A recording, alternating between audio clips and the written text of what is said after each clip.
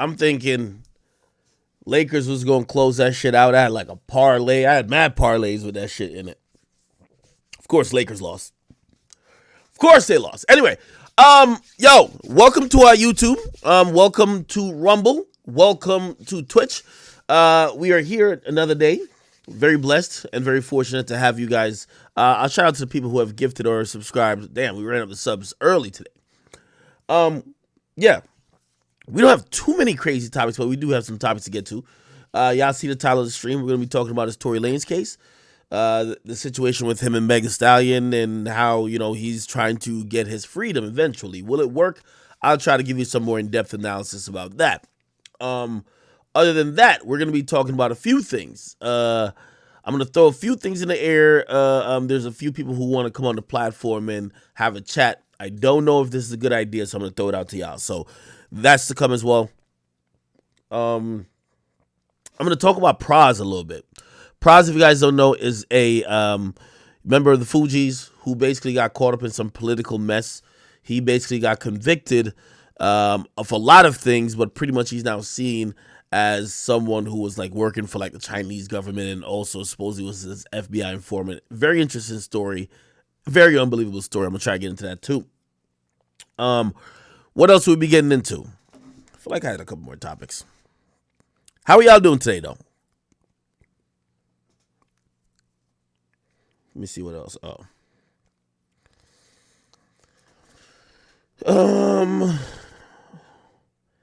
Tyrese and his ex, they're going through some child support shit. Tory, obviously, with the DNA stuff. Don Lemon getting fired, Tucker Carlson leaving Fox News, Biden.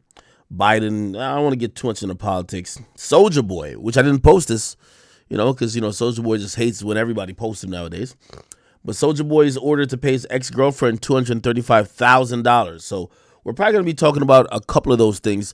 What else somebody says good about you? Hey, by the way, thank y'all for asking about me. I'm doing good, by the way. For everybody who's wondering about me, I am doing good. Y'all know when it comes to drama, salacious shit, I'm no stranger to that. It's one of the reasons why I put my life into my content. It's the reason why I am not someone who is just. I think you guys probably know more about me than anybody I talk about, which I think that's fair. You know what I mean? And what's always gonna come? I've been in this shit for like 10 plus years. I always tell people there's always a day where it's get at that person day. You know what I mean? So I'm always good. I'm feeling good. I feel like we've addressed pretty much everything. We can't keep like beating a dead horse. For the people who don't fuck with us, they're gonna run false fake shit into the ground. For the people who do, if they seek to find or understand it or seek to find the truth, they'll find it somehow. But we've addressed pretty much everything already. Okay. Yeah, no, I've been good. Somebody say, yo, we gotta talk about Meg shit. No females named Pete. Somebody said, she back in the house, huh? Nah, no. Talk about Cenat's innocent friend. I'm gonna talk about that too. I'll talk about that. Where do y'all want to start? Y'all tell me where you want to start. You guys tell me where you want to start, and we'll go from wherever. I kind of do want to touch on this. Let me touch on this Tyrese thing. So Tyrese has been going through, like, I think people all know Tyrese.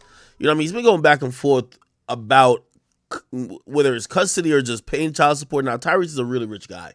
He's made a shit ton of money from movies, obviously a music career. But of course he's in the Fast and Furious series, you know what I mean? So he's getting a shit ton of money. So he's not broke, he's not starving for cash. I've seen a lot of vlogs when he used to do those. He used to go live and talk a lot, doing inspirational stuff. He's living good. So apparently him and his wife or ex-wife separated, and there's kids involved, and he has to pay alimony and he has to pay child support. But he feels that the judge is always being unreasonable with him. Now, we got to put things into context, right? Because there's a lot of false misconceptions that I believe some women have. Not because you date a millionaire means you're going to be getting millions of dollars in child support or alimony if that ends up being the case. That really comes down to a whole financial situation, and if you had a prenup or anything else, these are all the things that kind of help dictate what gets paid out later. For example, Chris Brown, super wealthy. If you ask me, Chris Brown should be sitting on at least 50 to 100 M's, okay? The boy been in the shit since he was goddamn 16. He's like 34 at this point. You get what I mean? So the point is this. He has a lot of money, but when you look at his child support, and we could Google it, he's not paying that much. Chris Brown child support. Let's see if we can find it. Look, he was paying $2,500 per month. Okay, $4,000 for a nanny. Okay, and this is back in 2019, by the way. She wanted like $21,000 per month. Actually, let me just look at what I gotta look at the most recent shit.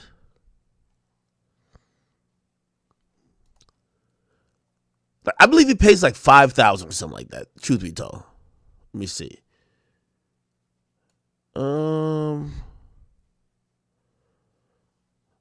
Probably can't find the full settlement, but like, yeah, okay. He pays about like $5,000 a month. Okay, here's the thing: that's a lot of money. But you know, obviously, he has to get his finances and everything in order to make sure the kid, if the kid isn't living with him full time, and usually the kid just stays with the mom in most situations, even if it's joint custody, you want to make sure that they have the same amenities that you got at your house. If you got drivers, if you got this, if you got that, you know what I mean? Like, they shouldn't have to be worrying about daycare, right? So $5,000 a month ain't that much if you're Chris Breezy. Like, Chris Brown, if you ask me, should easily be clearing $10-15 million a year. Easily. You get what I mean? So paying $5,000 a month, which would equate to be about like $60,000 a year, that's, you know what I mean? Again, a lot of money, but still, you're Chris Breezy. Now, when it comes to my man Tyrese, y'all all know him for this rant right here. Tyrese, what more do they want from me? Actually, I got to get that as a drop. He was crying. Just listen to this. This is a couple years ago. Saying this to all of the fathers. You know, compassion is being able to understand the seat and the reality that someone else is sitting in. That's compassion. It's not about the seat that you're sitting in, The Rock. It's about the seat that everybody's sitting in. By the way, I'm also going to say, every time I see one of these videos, I feel like Tyrese is like practicing for an audition, because I have no idea why he's always giving his most emotion. I know it's a real issue, but he's always on camera crying his eyes out, screaming and bellowing in pain. You know, look at this. Shayla, my first and only pregnancy. To this day. Well, I got another one on the way. He's not here yet. Look at this. Okay, let's skip to the good shit. The men of God, the Muslims, the Jews, the Christians, the men that wake up every day, to focus on one thing.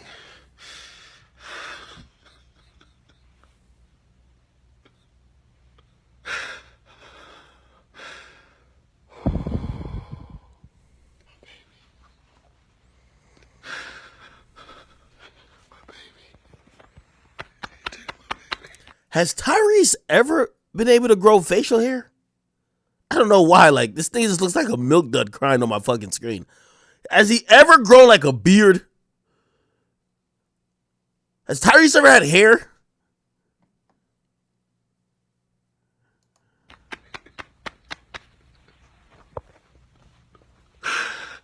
Don't take my baby, please. Don't take my baby.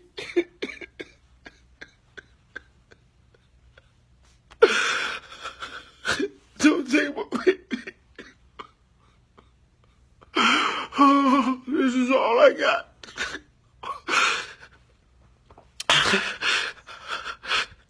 This is all I got. This is all I got. Don't take my baby, okay? I've been away from my baby for 2 months. I just want my baby. And no one's listening because no one's in the courtroom. I'm not doing anything illegal. I'm not doing anything illegal, but I don't want nobody. Oh my God, am I doing something illegal by doing this video, or am I protected by the First Right Amendment or the amendment? Don't take my baby. I'm at $13,000 a month. What more do you want from me? Never mind, I take it back. I would do this video too. $13,000 a month? What more do you want from me?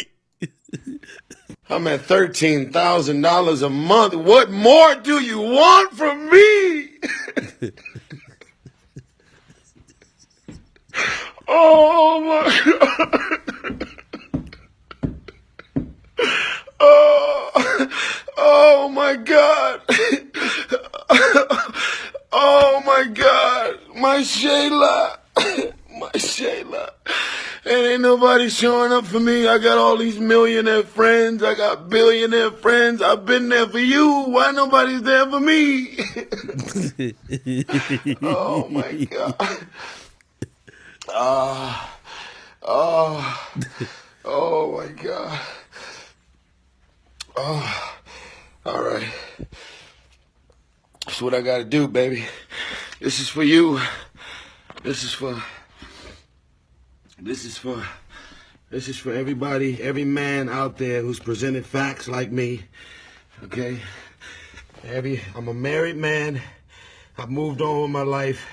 I do not hate her mother. Because if I hate her mother, then that's saying a lot about how I feel about my own daughter. You can decide to make this about woman versus man.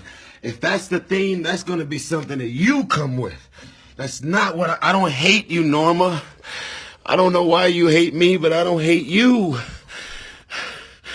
But you just can't wake up on September 11th and just decide to accuse me of doing something that I didn't do. And I haven't been able to say anything.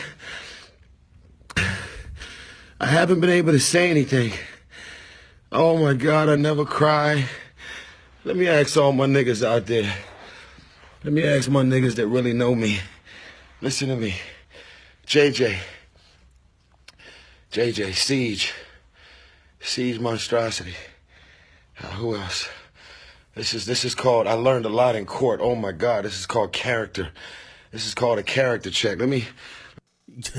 Yeah, nigga, you learned a lot in acting class. That's called staying in character. This is good. You ever watch Baby Boy? He never acted like this. This is a real deal acting. This thing, your acting class is paid off. We talk about character. The only thing he's missing is a snot bubble. You gotta have a snot bubble now. You gotta have a snot bubble, and then the incessant like panting and wheezing. You gotta add that in. You do that, A+. Talk about my manager Jerome Martin, who's really my father. I didn't have a father, but let me talk about my father, Jerome Martin. I love you, Jerome. What I know about my life and what I know. You're fucking right. I look ugly when I cry because I'm crying for my baby. You think of me? And yet some of y'all are like, oh, he got the ugly cry face. I do got the ugly cry face. I'm sorry. Oh, he's got the ugly cry face. You motherfucking right. I look ugly when I cry because I'm crying for my baby. And if they doing this shit to me, if they taking my baby, or because she wakes up and decides on September 11th, this is what I feel like saying about Tyrese. Nobody wants to hire me, Norma. Congratulations! Oh my God. Nah. I love Tyrese, by the way. I love Tyrese. God damn. Anyway, Tyrese is back at it again. He made a new video recently and there was no tears. But he was very stern about it, okay? Let me see if I can find the video. My man got on his finest Wakanda fit. Maybe I gotta just go to his page. Yeah, let's just go to his page. Tyrese. He probably deleted it because he was calling out the judge, which is usually a very bad fucking idea. So I'm gonna assume he deleted it. Yeah, he deleted that bullshit. Okay. I got it here on my page, don't you worry. And after this, we're going to get into some of the details of what the hell he supposedly is mad about when it comes to child support. Let me see. Where is that? Tyrese, right here. Here we go. Friend and my family, Attorney Benjamin Crump, to join me. I am asking Ambassador Andrew Young, the ex-mayor of Atlanta, and one of my nearest beloved brothers and friends to meet me. I'm asking Martin Luther King III, my brother, to meet me in the courthouse. What the fuck does this nigga think his child support hearing is? Nigga, that's family court. This nigga think like he's going to court for civil rights. That's what I want. And I want this man to do exactly what he's there to do on that bench, according to the law. That's all. You know what else I'm going to ask? I'm going to ask all of the other judges and anybody who can step in and help me out to do a specific review. Pull up all the transcripts for every father that Judge Farmer has ever had to be on the bench for, and I want you to pull up the transcripts and really pick up and point out his conduct. My friend and my family. 22. That way you can set up cameras and you can document everything that's going to be discussed. Because this is all public record and public knowledge, there's nothing confidential about our case. It's all very public. We are going to be discussing Samantha's motion for contempt because she's in contempt of court. We're going to be discussing Special Master's motion for contempt. We're also going to be discussing Samantha's motion for attorney's fees. And we're also going to be discussing my motion for attorney's fees. You were supposed to pay for your own attorney since you want to argue about the validity of our court case and our marriage and our prenuptial agreement. Yeah, 22. All right, man. So, let me give you a real quick rundown of why Tyrese is constantly crying. And by the way, I kind of understand it. Okay. So, Tyrese he was held in contempt. He was ordered to pay $636,000. Okay, I'll let you hear this. This is the in-court hearing. We also were hoping to accomplish shedding light on Samantha Gibson making well over $100,000 a year outside of what I make per year, and the necessary needs of the actual child are beyond met. All right, I understand. And you're aware that if you pay these amounts and then the Court of Appeals reverses it, you don't get your money back. I am well aware of it. All Yes, right. ma'am. Do you want the court to consider you paying it into a bond so that in the event? To do that. All right, so let me break it up. So Tyrese essentially has to pay the $636,000. Tyrese was married to a woman and had, I don't know how many kids he had, but let me just read. Despite the astronomical numbers that came out in today's hearing, Tyrese's attorney, blah, blah, blah, whatever. All right. The judge Tyrese publicly called out before his child custody hearing, is ordering him to fork over nearly $250,000 to his wife and almost $400,000 to her attorney. The actress/singer was in Fulton County Court Tuesday to deal with his ongoing child support battle with Samantha Lee Gibson, the main issue being that Tyrese refusing to pay the $10,000 a month he was ordered to pay last August because he felt the judge was racist and biased against him. So pretty much he said he's not going to pay $10,000 a month. He also said on the stand that he feels $10,000 is excessive. He's saying that she doesn't need that much because she makes over $100,000 per year herself. Leading up to the whatever, he ripped the judge, blah, blah, blah. Inside the courtroom, the judge fired back at Tyrese for his failure to cough up the money he'd been ordered to pay and held him in contempt of court. He could have been arrested, but the judge cut him a break. Well, aside from the staggering amounts he got to pay, he got to pay now. He got to pay $237,000 in back child support for their daughter. What the fuck? I thought he had nigga, I ain't gonna lie to you. How does YoungBoy have 20 kids? And I've never heard about a child support case. There's a few rappers that got hella baby mamas, and I've never heard about a child support case. Or I've never heard about them being forced to pay child support money. I mean, shit, even Chief Keef got 10 kids, and we've never even heard them people used to file lawsuits against him, but he never went to court. I've never seen Chief Keef in one of these little hearings. You get what I mean? YoungBoy got 15 kids at this point. Look like either all his baby mamas are happy or I don't know what the fuck. But Tyrese has one, and he's being forced to pay $250,000 for back child support, pay for her attorney fees, which is $400,000, and then he has to foot a $17,000 bill for a special master, which is a referee, appointed by the judge to handle the minor disputes of the case. So in total, he'll be paying $600 and some odd thousand. Jesus Christ. Tyrese is the example of, obviously, by the way, I think he's a good father. From everything I heard, he's a good father. He's a good example of you got to watch who you're nutting, though, bro. You know what I mean? Again, I don't know how child support law works everywhere. I thought it was sweet, like in Atlanta, which that's where Fulton County is.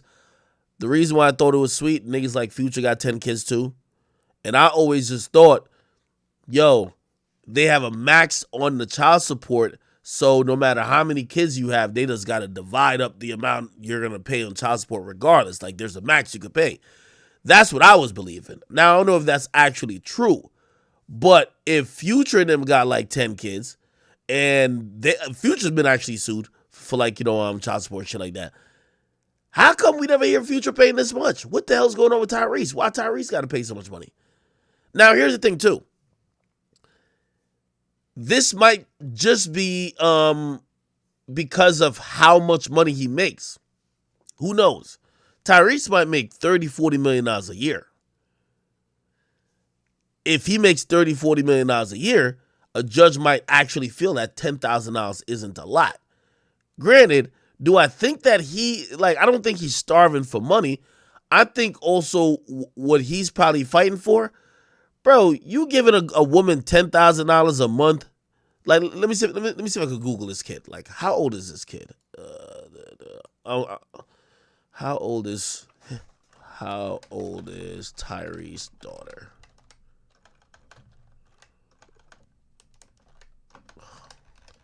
How old is she?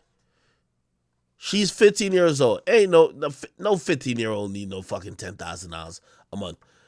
Essentially, I'm just gonna say this, man. I think the reason why he's fighting is that his ex-wife, who is also his baby mama, is probably flaunting with the bread. That $10,000 probably got this chick going back and forth to the Gucci store, getting lace front wigs, all up in the club shaking ass. I don't know the woman like that, but I'm making assumptions. But I would imagine that Tyrese is more mad that the excess of money he got to pay is probably giving this woman a lifestyle where she's going to be able to just live off of him for the next 18 years rather than actually have to go and get hers, even though he claims that she has a job. You get what I mean?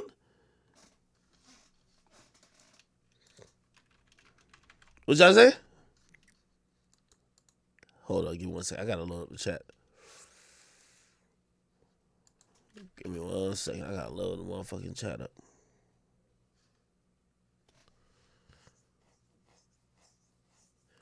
Somebody said he got 2 daughters by 2 different women.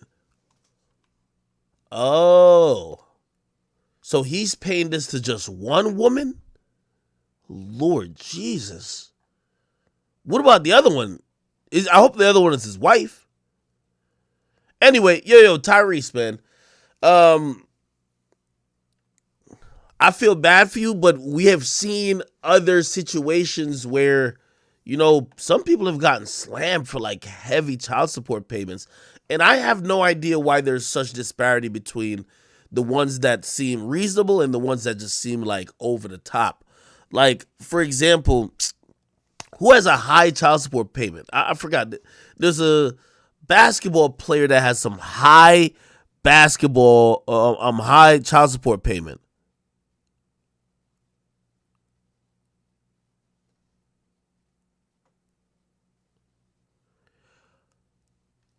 Oh, wait, am I just wrong then? Oh, he's paying 2 child supports, one for 10,000 and one for 13,000. Wait, Tyrese 13,000. Let's see.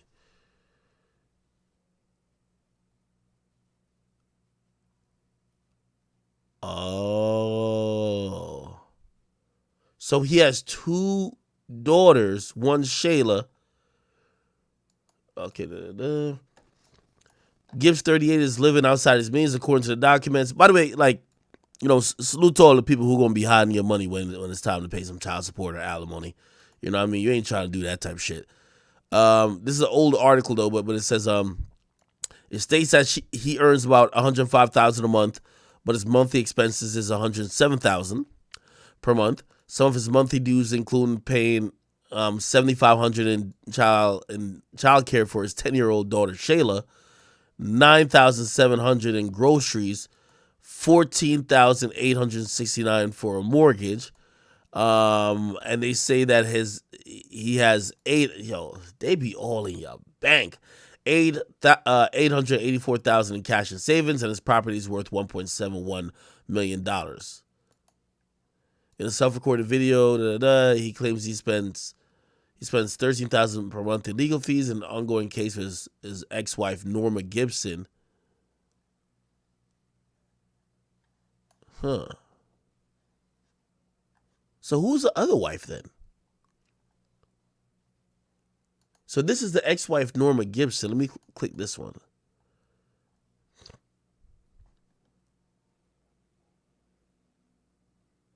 Tyrese will now have to pay $10,000 for another wife. Why does this nigga keep getting married?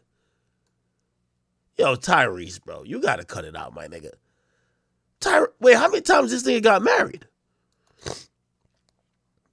We hear about Norma Gibson. I guess this is another wife, Samantha Lee. And then I guess, so he has one daughter that's 15 and one that's 3. The judge made the order for the best interest of the ex's 3-year-old daughter, Soraya. So I guess he has Shayla and Soraya.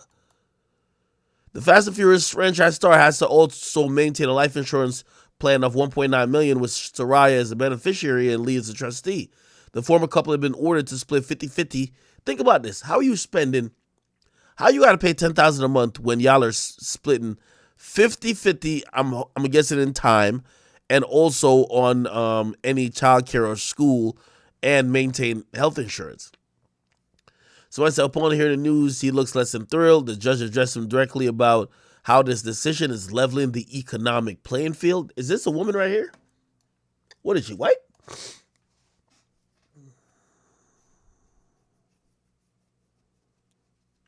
Can't tell.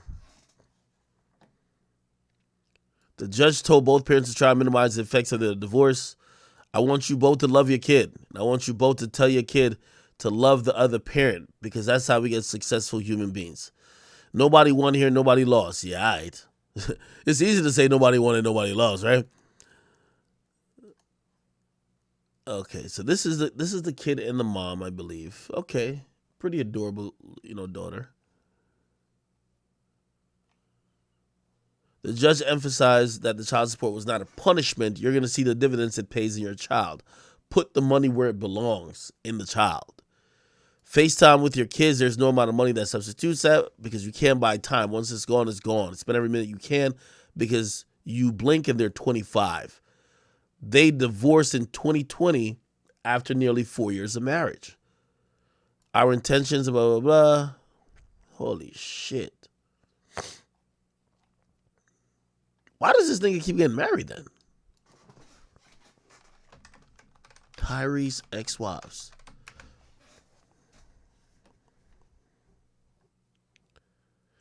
This is the first ex-wife right here. No. This is Samantha Lee. Where's the other one? Samantha Lee.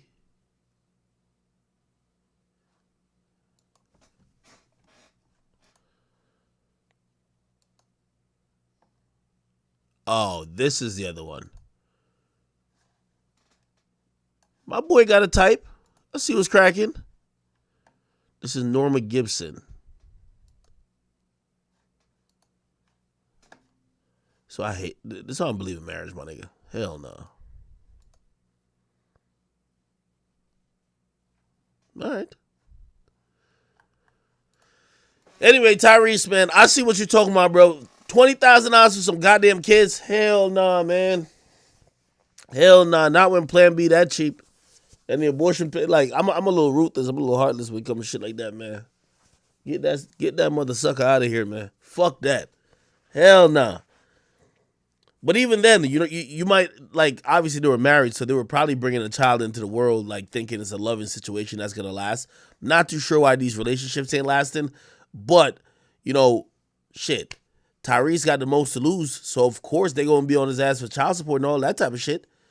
And unfortunately, anything that the judge or the court's got to be the person to dole out money to a woman, you're just never going to win. She going to show up to court. She going to tell the judge how you a piece of shit. You cheated on her. You don't spend no time with the kids. You always fucking hoes on the road. She going to tell the judge a story that the judge just going to be just adding zeros on to the money you got to pay. I just don't know why he got to pay $20,000 for 2 kids or $23,000 for 2 kids. I think he need to get a better attorney. And clearly he's on some desperate shit when he's talking about he want Martin Luther King Jr. the 5th. Like, what the hell? Nigga, what's the next thing you gonna want, nigga? You gonna want Kendrick Lamar to come perform? We gonna be all right, nigga? Hell nah. Bruh, I don't know what you got going on with child support, but you gotta holler at 50 Cent Lawyer. 50 Cent Lawyer was a whole G. Y'all all know the story. 50 Cent, like, you saw that nigga Marquise begging and crying, talking about, yo, my daddy don't want to give me no money. Essentially, he was paying the mother of Marquise like $25,000 a month. She wanted more, and the judge lowered it to like $4,000 or something like that. And yeah, that kind of seems like about right. But $23,000 for 2 kids, that just seems exorbitant. You get what I mean? I don't know.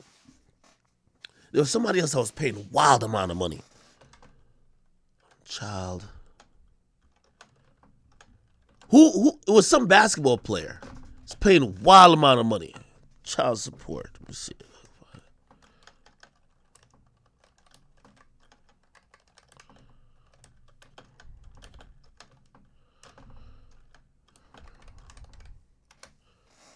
Let me see. I don't know. Who was it? Blake Griffin? What the fuck was Blake Griffin paying? Blake Griffin. Child support. What in the fuck is this? According to Radar Online. Let's go there. Kendall Jenner's ex Blake Griffin ordered to pay baby mama $258,000 a month in child support. What? No wonder this nigga stopped dunking. What in the fuck going on? He got to fork up that amount of money for his 2 young children with his baby mama, Bryn Cameron. They've been embroiled in a nasty paternity case in a separate civil suit where she claimed what does got to do with child support? This is what I don't understand about family court. Oh, the paternity case and the civil suit where she's claiming that he broke off their engagement. Wait, hold on, make sure. Shortly after he started dating Jenner when he was still part of the Clippers. Oh my God. In court documents, Cameron claimed Griffin booted her and her 2 children, Ford and Finn, which is 5 and 2, from his $12 million Pacific Palisades mansion.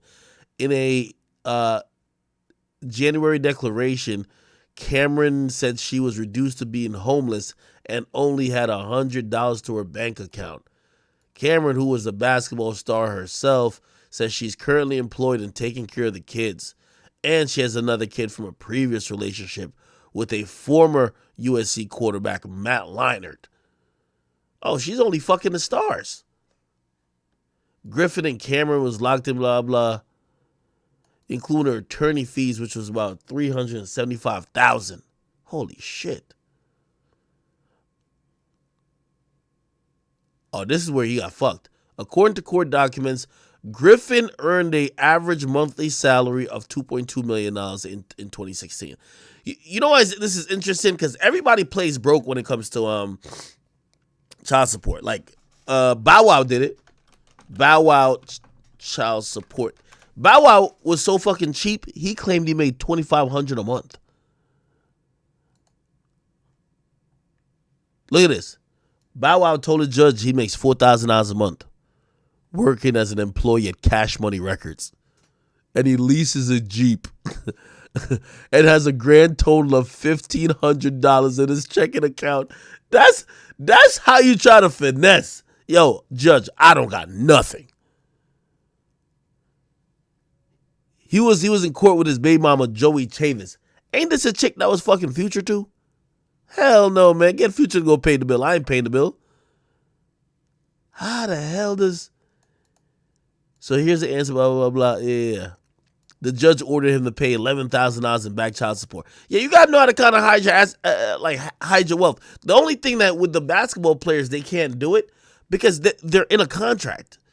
And they're in a contract to get personally paid for their services on the court.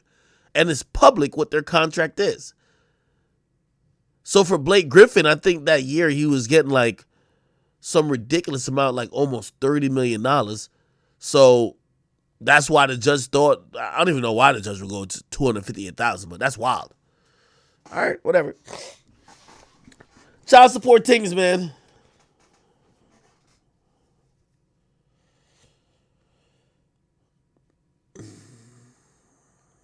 Child support things. What the hell is this nigga talking about right now? All right. Cool.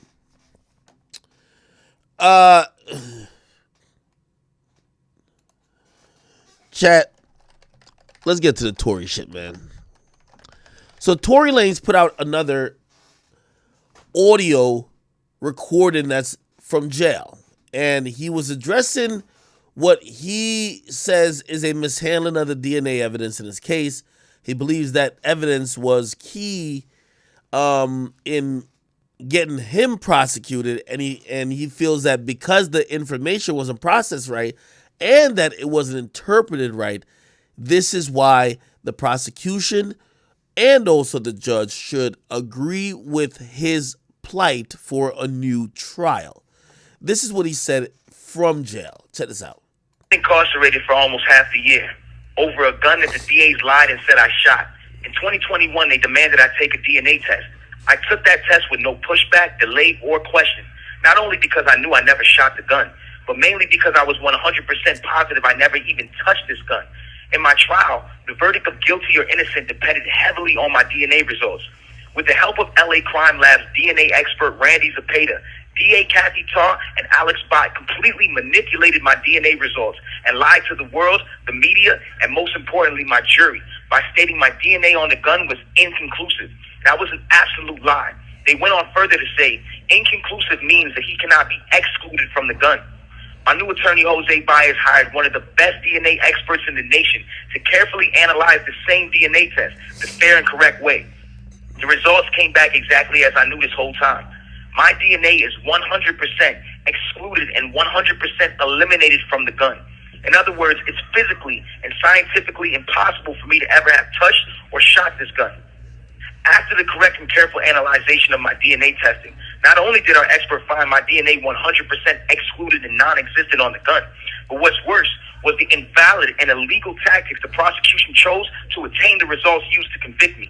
Based on the fundamentals of my DNA test, the only possible way for the LA Crime Lab to come up with an inconclusive result would literally be to stop the testing before it finished or completed its final result, which would have and should have shown completely my full exclusion on the weapon. In other words, District Attorneys Kathy Tarr and Alex Bott lied to my jury with false, incorrect, and incomplete DNA results, violating my due process and my 14th Amendment rights. My faith, my prayers, and my highest hopes go to the Honorable Judge Hereford that on May 8th, he rules in favor of the United States Supreme Court law, returning me to my freedom, my family, and most importantly, the justice of a fair trial. I've been incarcerated for... All right, people. Now, listen, the reason why y'all watching me, I'm going to always give it to y'all straight. And, I think Tory's fighting an uphill battle. Okay. I know some of y'all want to, what y'all want me to say? Y'all want me to talk about my tweet, right? Like, talk about, yo, remember you tweeted that the DNA wasn't found? Again, it's word semantics. It's word semantics, right? So it's like, if you've ever done like a DNA test, there's no DNA test that says 100%. It usually says 99.99% likely that you are the father or whatever the case is. You know what I mean? Like the match is like 99.99%, and at that point you could just, you're the father. Like let's say if you're comparing two DNA samples between a possible child and like a father, right? However, the DNA was analyzed that was on the gun. First of all, they didn't get great samples. Because they didn't get great samples, the reporting and the findings was worded in a very interesting way. They didn't rule out the fact that Tory didn't have the gun. They left it open to say, we can't tell. So really, rather than say he definitely didn't have the gun, because we really don't know all the way for certain, because again, this ain't even like you're comparing like father and son or father and daughter's DNA. In this situation, you're comparing DNA that was caught on a gun that supposedly the samples didn't really have any clean matches of DNA. Do you get what I'm saying?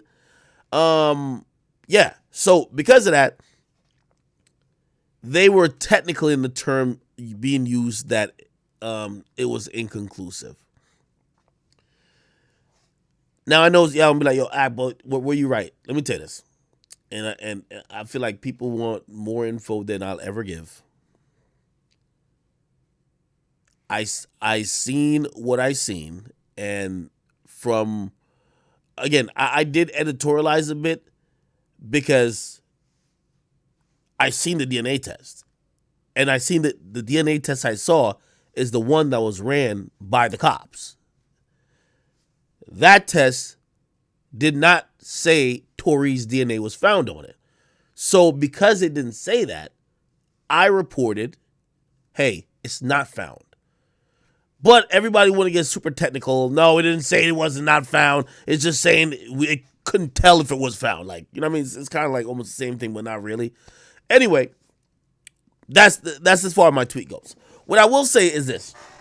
This is the reason why Tory's case is going to... It's the reason why Tory's putting this out for public consumption. I think Tory's definitely trying to the wind got taken out of his sail once he got found guilty. And for him to have a possible successful appeal process, he does want fans and supporters to keep their foot on the gas. Because oftentimes in situations where people, especially black men, feel they are, feel the justice system either took advantage of them or did not help them out, usually public scrutiny or some type of pressure onto that system will kind of keep the system fair. So I believe that's why Tory is putting this out, because he wants people to stay on top of the DA and stay on top of that office. Now, what do I think the DA is going to respond by saying? A couple things. Tory Lanez put a DNA, Tory Lanez put a forensic, or his defense team put a forensic scientist on the stand to analyze the DNA, to interpret not only what the findings that the LAPD did, but also to do their own analyzation as well. And they basically agreed with the LAPD.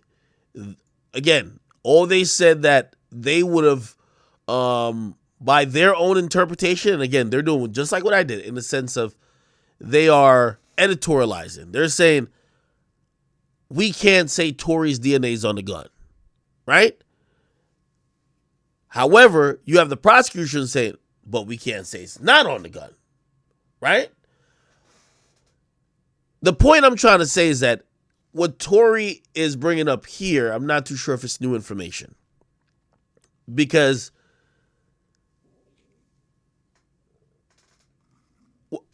well, let me slow down. I'm not sure if it's new information, if it's not actually, if they didn't fuck up on the test. If they didn't, if it's just all about how people are misinterpreting it.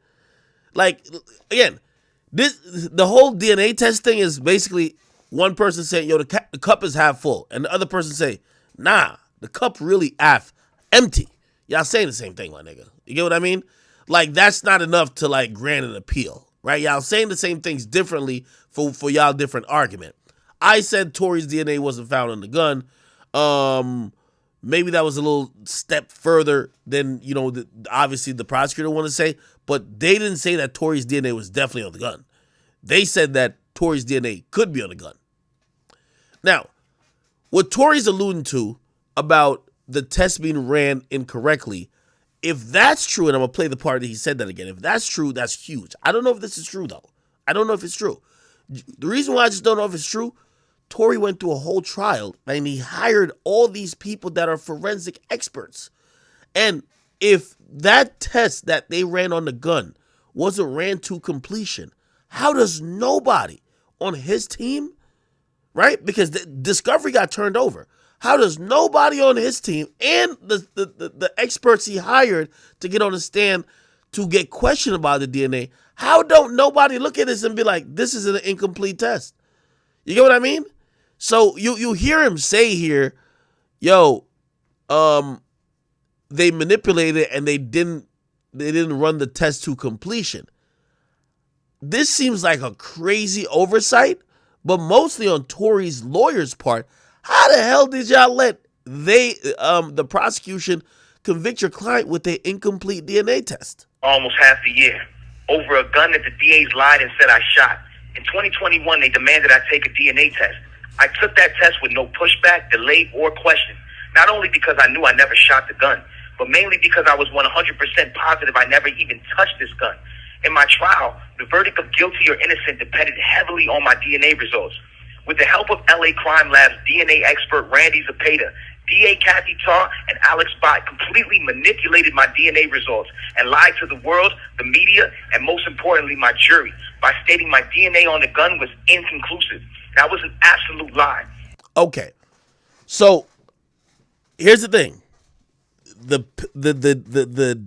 documents about the DNA essentially say inconclusive, or that's the conclusion you would come to when it basically says, hey, we can't find a match within this percentile of Tory's DNA being on it, but because some of the DNA also was incomplete and we didn't have good samples, we can't also rule out that his DNA wasn't partially there, right? So that's kind of what the actual document says. So an expert, after seeing that, will say that means it's inconclusive. That's what the test means, right? Okay. And I see some people like saying like dumb shit, like, please, like, I'm like, I want like accurate switching sides. Bro, first of all, I'm not getting paid by a motherfucking son, okay? Like, I'm here just to break down facts. The trial's over, my nigga. Like, I'm telling you, it's over. Like, the shit's over. This is not even the appeal yet. This is a motion. This is a motion for a new trial. You're still, like, think about this. You're attacking the prosecutor, and you're asking the same judge who sat during the whole trial, you're asking him to give you a new trial. That nigga probably gonna say no. That's just a reality. Now, appeal is later afterwards. But I'm just trying to tell you, unless something like new comes up, bro, like, again, what are we talking about? Now, this is my opinion. Now, I'm not saying if I'm Tory, I wouldn't try it. I'm trying everything. But I'm just trying to be frank here. Like, again, they don't hand out new trials all the time. First of all, you should know how the criminal justice system goes. They don't want to go to trial. They want to give you a plea. When they go to trial, and the trial ends up being a long-ass trial, they don't want to run it back again. So that's just a reality. So I'm looking for damning evidence to be like, oh, y'all gonna have to run the shit back. I'm gonna be honest.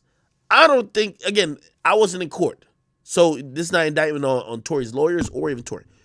I wasn't in court, but I'm gonna tell you what the major things are. Everybody's said it by now. The major things are, whether we want to believe Meg or not, Meg, who is a victim who survived, got up there, bawled her eyes out, and pointed at Tory. That's the big elephant in the room. Whether I believe her, you believe her, any case where someone did a crime to another person who's a victim, and the victim is alive and well and could sit up there and cry and say, he did it. That's the biggest piece of evidence in this whole fucking thing. So if we're like, I don't even think the DNA helped or didn't help him get convicted. I'm gonna just be honest with y'all. Again, I'm not here to argue about the whole Meg thing, but like, we can't keep litigating the case. I'm not here to say that Meg told the truth. Like, she probably was capping about certain shit. I don't know. I'm only here to comment on, do I think this motion to try to get a new trial will work? I don't know. And I'm looking for the smoking gun. Is the smoking gun Tory's DNA was never on the gun? Okay, let's go with believing that. All right, let's go with believing that. That would be good to let's just accept it for argument's sake. Tory brought up again, I'm reading it right here. He brought up Mark Scott Taylor from Technical Associates, who's a forensic scientist, right? Who agreed with the findings of the LAPD, which, by the way, now Tory's saying the findings ain't what they were, right? But he added, and this is where he's interpreting. You need an expert to interpret, okay? However, he added that they would expect a clear result on a DNA profile of a firearm after the trigger was pulled 5 times. They're saying, yo, if a dude pulled the trigger 5 times, it shouldn't be inconclusive. Now, what am I saying there? I want y'all to understand where my position is now. We're past the part of she was lying, Tory's just innocent. We need to say what part of the trial either violated Tory's rights that he could get a new trial, or did not go down in a fair and proper way that people could look at it, or a judge could say, the same judge, and grant him a trial. If this is a point that we're accepting, that Tory's DNA wasn't on the gun, Tory brought up literally a expert that said the same thing. Hey, it's reasonable to believe that Tory's DNA wasn't on the gun. The jury didn't care. Now maybe they try to now put it into the air to say, because the DNA test was really like corrupt, they should have never submitted DNA to the jury in the first place. Maybe that works, but Tory had what he's saying in this clip, he had a witness say, yo, from our interpretation, it doesn't look like Tory's DNA is on it. The jury heard it and still convicted him. I'm just telling you what this process he's going through now is. You know what I mean? He's going through a motion process, right, where it was all about arguments, and really very subjective arguments that the judge is going to rule on, because at the end of the day, this isn't like an appeal. This is a motion. Somebody says, who paid me?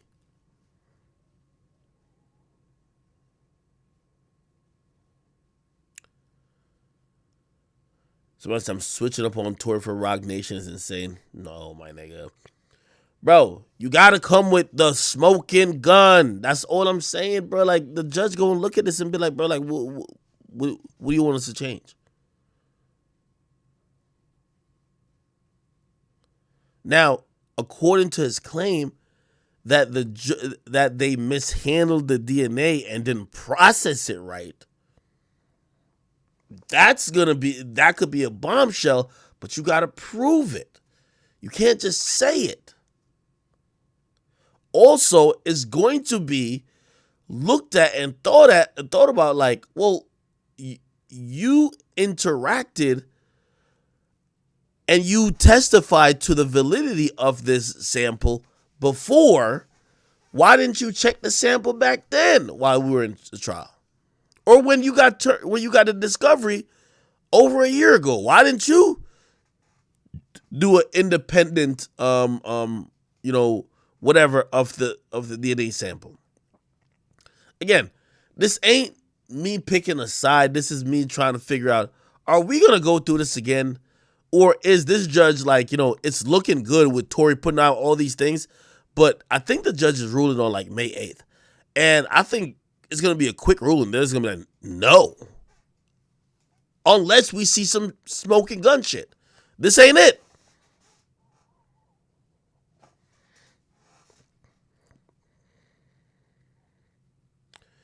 The Radiant Jazz, it don't work like that. Stop it. They don't just drop, like, you have at least a month with the discovery. Especially in this case. Think by the time I seen, look at when I tweeted out the DNA shit. And I'm telling you, I saw it. Right? When I saw it, that's months before the fucking trial started, which means I would imagine the defense had it, right? Or they were going to get sent it by the prosecutor, which means they had the opportunity to be like, oh, no, we want to do our own independent thing. That's all I'm trying to say, man.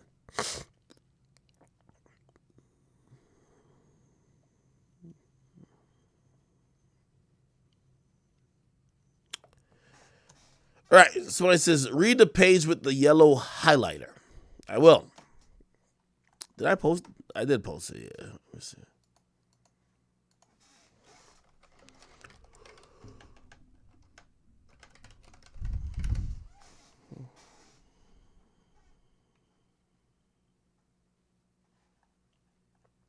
Here we go. By the way, okay. By the way, I think this is an excerpt from Tory's lawyer's argument for a new trial. It doesn't mean it's facts. I'm just letting you know. Okay?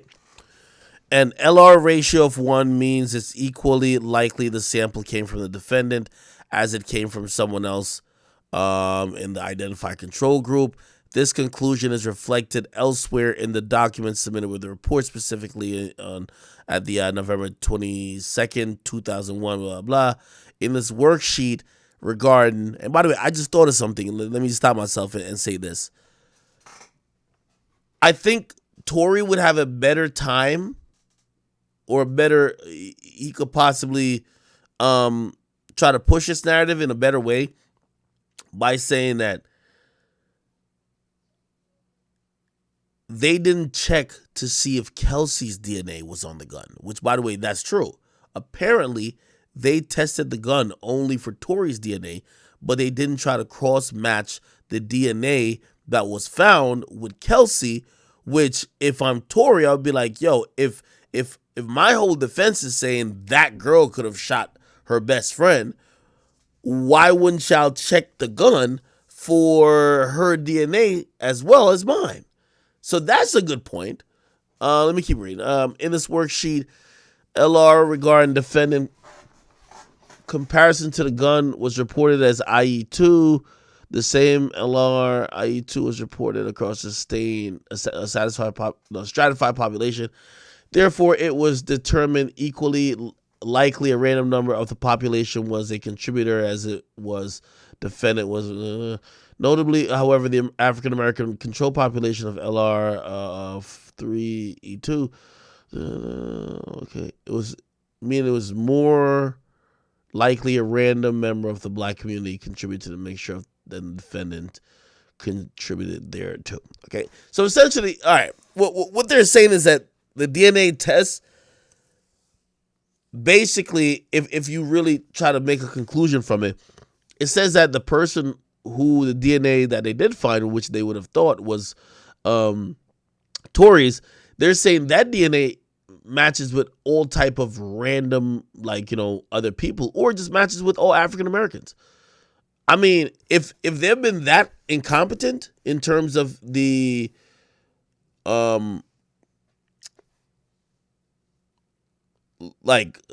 the detectives or whatever, shit, number one, not only do I think Tory might have a case in terms of, again, this new motion, fulfilled, but everybody who they have ever used this type of technology on, which is this DNA testing, if I was them, I would appeal as well, because if they're doing tests and they're satisfied with the results, that the results aren't more specific than a gender or a race, that's a huge problem.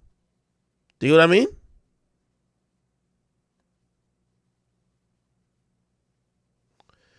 So I said, I gotta be trolling what? All right. All right, bro. I can't tell if y'all are trolling me or what, man. It's dude. The point I keep trying to tell y'all though, man, is dog. Okay. Oh, let me go to the law and crime thing. I think his lawyer spoke on law and crime. And by the way, again, we got to talk about the motions here too. Let me see, law and crime.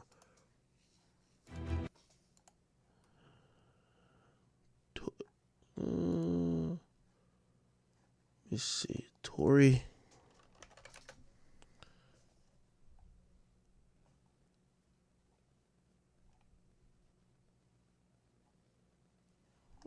I thought Tory's lawyer did something. Tory Lanez. I thought he did something today.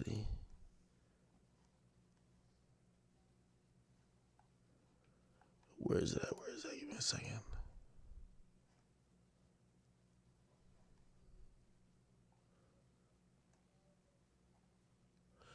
Was there a law and crime? Hey, send me the law and crime.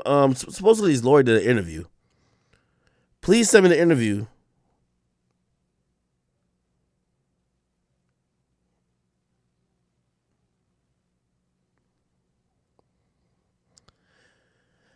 Hey, I see somebody making the same point. They said, no, they said, you're wrong. Tory said they messed up and manipulated it. Here's my point. First and foremost, we're hearing about this at the 9th hour. And that's why I think, maybe that this wins on appeal. This is a motion for a new trial. We need to know this is a difference. This is a motion for a new trial. Just like how with Spider and Young Thug and them niggas, they have 59 different motions to suppress evidence, to try to get that nigga a bond. This is a motion after the conviction has been put in place. Okay? So now, this motion, you need to sufficient, and by the way, the judge basically admitted that they had subsequent hearings about the DNA, and the judge allowed it the first time. Why do you think the same judge gonna change his mind? That's my only thing. I'm not saying that, oh no, I think Tory is just whatever. No. You're appealing to the same motherfucking judge. If I'm a judge and I sat in the courtroom and I seen when y'all brought the DNA in, and I literally heard motions from you to say, hey, what about this motion to suppress? And I allow it the first time, right? I have your witnesses or I have your experts come in, and then the prosecutors have their experts come in. Why the hell would the judge at this point now grant a motion for a new hearing based on evidence that he allowed in the court first time? That's the only thing I'm saying. Y'all y'all are so stuck on this Megan Tory shit. That shit is over. Please, y'all gotta spare me at this point. This ain't Megan Tory no more. This is Tory and the legal system. Okay? Meg ain't going back in court to testify. Whether she told the truth or she lied is no longer in question. There is a conviction that got put down. He needs to argue technicalities, but most of the technicalities that he could possibly get and spring free on a appeal. Right now he's trying for a new trial. I'm going to say that if I'm a judge, this is how I'm looking at this, right? This ain't no side picking, my nigga. None of these niggas ain't giving me shit. I'm just telling you the truth. If I'm the fucking judge and I allow the DNA to come into court, I heard y'all motions when it's anytime somebody introduced something, there's 59 motions. They wanted to talk about Tory Lanez tattoos and shit like that. Yo, hey, we want to suppress that evidence. We don't want that to be introduced. They argued about this shit already. They argued about everything in this fucking case. You get what I mean? They argued about everything in the case. Also, here's the thing too. Remember when my tweet got brought up? My tweet got brought up. Look, this is another thing. I get it, man. Bruh, I want Tory out of jail too, but I'm just not going to be delusional like y'all right now, bro. It's just not going to happen. Look, with Sean Hawley academics. It's the only time they mention my ass. What's her name again? It was Sean. Is it Sean what? Tory, Sean, Hawley. Yeah.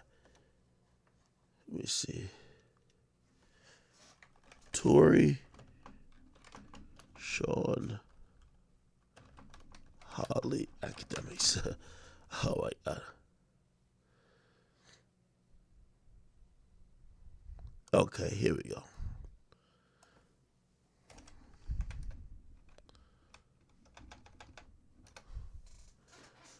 Okay. I gotta find the real shit about this.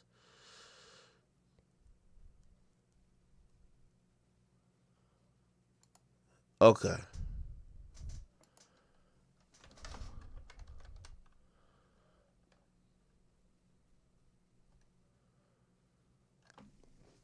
Look, I think this came from TMZ or some shit, whatever. I know this page look a little weird. Look, his attorney, Sean Hawley, also argued because When they were trying to lock Tory up at first, they said, yo, how did academics get a hold, or how does he know about the DNA?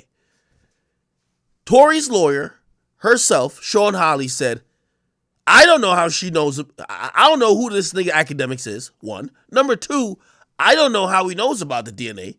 Two. Number three, he ain't get that info from us. And also, he probably don't have a valid source of getting that information. Why? Because he was wrong. Tory's own lawyer said that. Okay? Again, I'm just saying it's not about me being involved in it, but Tory's lawyer in court confirmed the findings too. Everybody's been agreeing with these findings. You get what I mean? Everybody's been agreeing with the findings. I think the judge is going to say, so you're telling me that you didn't do your due diligence about this DNA to find out if it's manipulated until your client got convicted. This is what you want me now to grant a new trial off. I'm just keeping it a being with y'all. Do I think Rock Nation had their hand meddling in the pot? Yes, duh. That didn't change, but that's not what we arguing no more. Meg already did her thing. She don't got to go back. We just got to use sensibilities, and we got to be sensible and just kind of use like our brain when analyzing this shit. Somebody says a new lawyer. It doesn't matter. It's the same defense.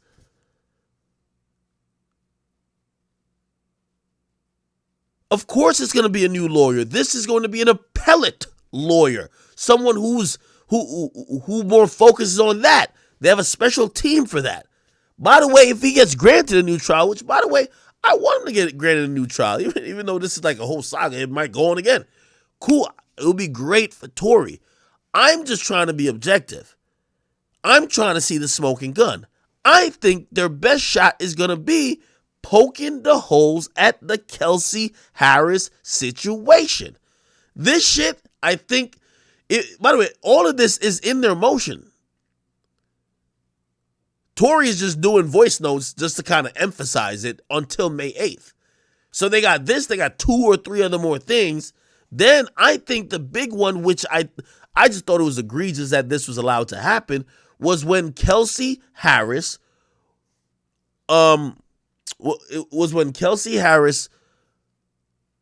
after saying that she lied to detectives, they played the tape. Yo, if I said I lied when I talked to them and they taped me, why would y'all say, oh, okay, we know you said you lied, but we're still going to play it?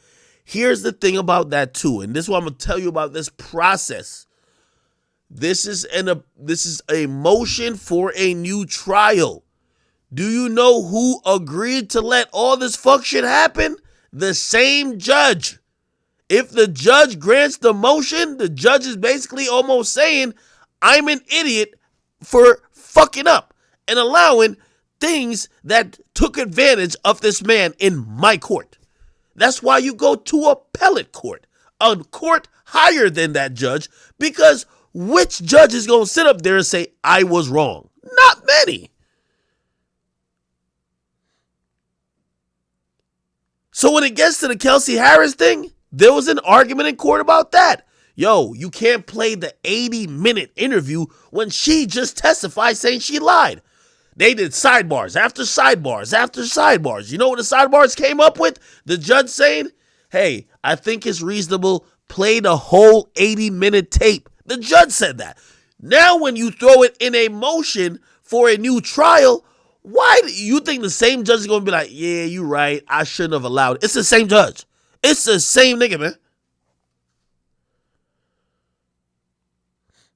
It's the same judge. It's the same judge until you get to the appeal. You go to a higher court. And that higher court usually looks at the whole process, usually looks at the judge's handling of the process, and then could possibly say, nah, I think his rights was, no, I think on appeal, I think we need to go, he needs to get retried, or shit, we're going to throw out the charges. Or throw out the conviction, actually. I'm just trying to tell y'all, This motion is too, like, if y'all think, I got the whole motion here. I got the fucking motion. Let me see if I'm gonna pull it up. Bro, no judge, my nigga, like, again, it's to the same fucking judge. Hold on, I'm about to pull this bitch up. I think this is it. No, this is some other shit. This is when I was getting into T.I. and them shit. Okay, here we go.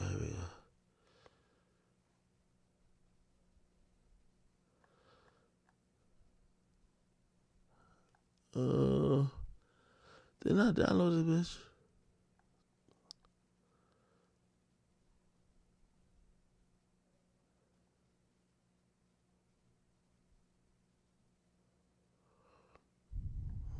Give me a second. I'm going to pull up the motion. It's to the same judge. I keep telling you. By the way, look. I don't even got to pull it up for y'all to hear it. Look. Let me go back to this. I'm just talking in theory, my nigga. Like, go back to this. You're going to hear Tory. And Tory is speaking. He's going to say the judge's name. I think. In this one, the first one. Been incarcerated for almost half a year over a gun that the DAs lied and said I shot. In 2021, they demanded I take a DNA test. I took that test with no pushback, delay, or question. Not only because I knew I never shot the gun, but mainly because I was 100% positive I never even touched this gun. In my trial, the verdict of guilty or innocent depended heavily on my DNA results. With the help of LA Crime Lab's DNA expert Randy Zepeda, DA Kathy Tarr and Alex Bott completely manipulated my DNA results and lied to the world, the media, and most importantly, my jury by stating my DNA on the gun was inconclusive. That was an absolute lie. They went on further to say, inconclusive means that he cannot be excluded from the gun. My new attorney, Jose Baez, hired one of the best DNA experts in the nation to carefully analyze the same DNA test the fair and correct way. The results came back exactly as I knew this whole time. My DNA is 100% excluded and 100% eliminated from the gun. In other words, it's physically and scientifically impossible for me to ever have touched or shot this gun. After the correct and careful analyzation of my DNA testing, not only did our expert find my DNA 100% excluded and non-existent on the gun, but what's worse was the invalid and illegal... Okay. Let me go back once again to the case. And you heard him say... But by the way, the judge's name is Judge Hereford. Harry Ford, I believe. Okay. Let me once again say, he said the DNA was manipulated by Kathy Ta, Alex Bott. Those are the prosecutors, right? And with the help of Randy Zepeda. That's the Los Angeles police criminologist who testifies on most forensic evidence coming out of LA County crime labs. Okay? That person was called to rebut the testimony coming from Tory's witness, which was they work in some lab, but they analyzed the DNA, and they said, honestly, yeah, it's inconclusive, but inconclusive kind of means that we can't really say he did it. This other dude basically just came back. This Randy Zepeda dude, he literally said this. He said, number one, hold on.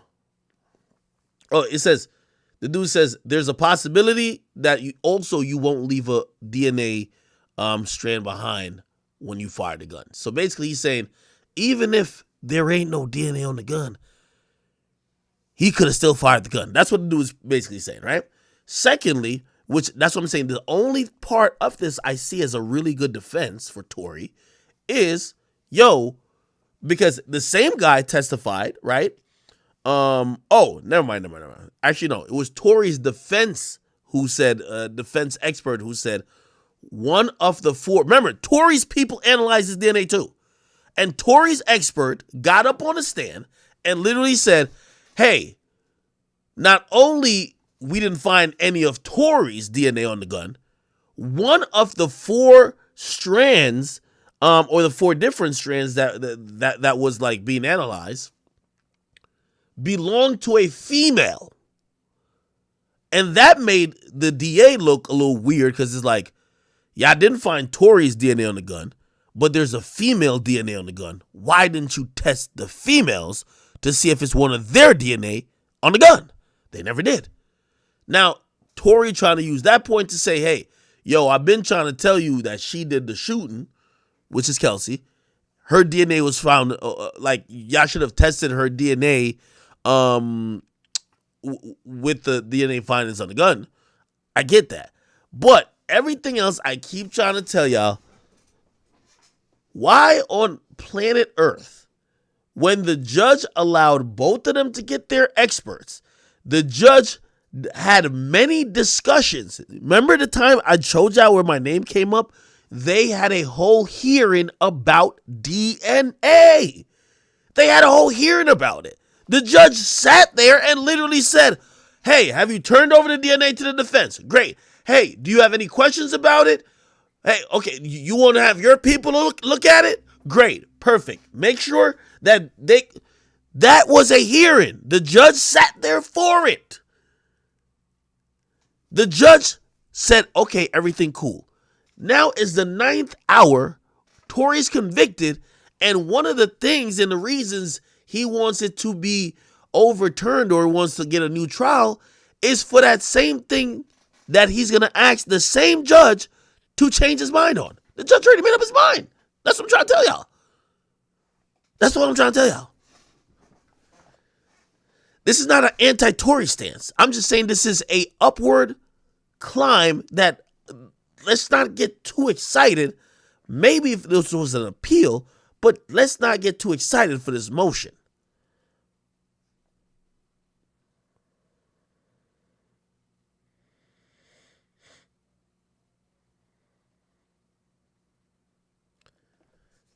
Now I'm switching topics. I just wanted it to be clear because y'all are doing something that I never wanted this case to turn into.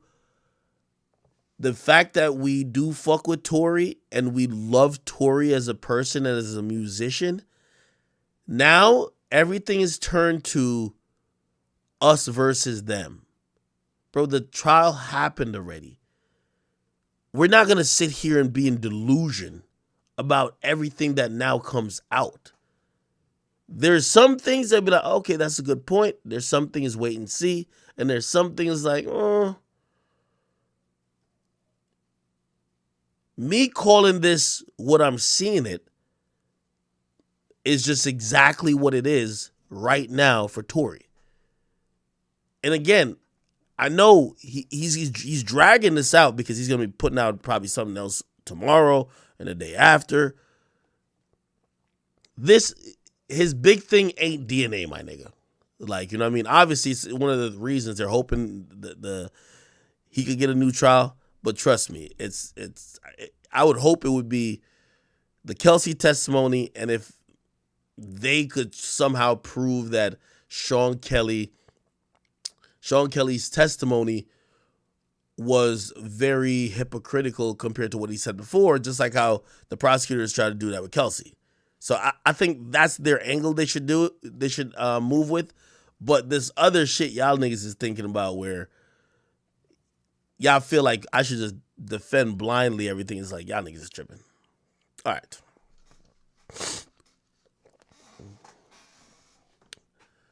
I think I explained that.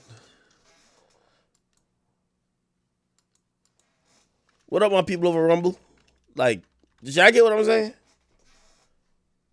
I don't want to be talking to y'all like y'all stupid because I know y'all are really intelligent people. You get what I mean?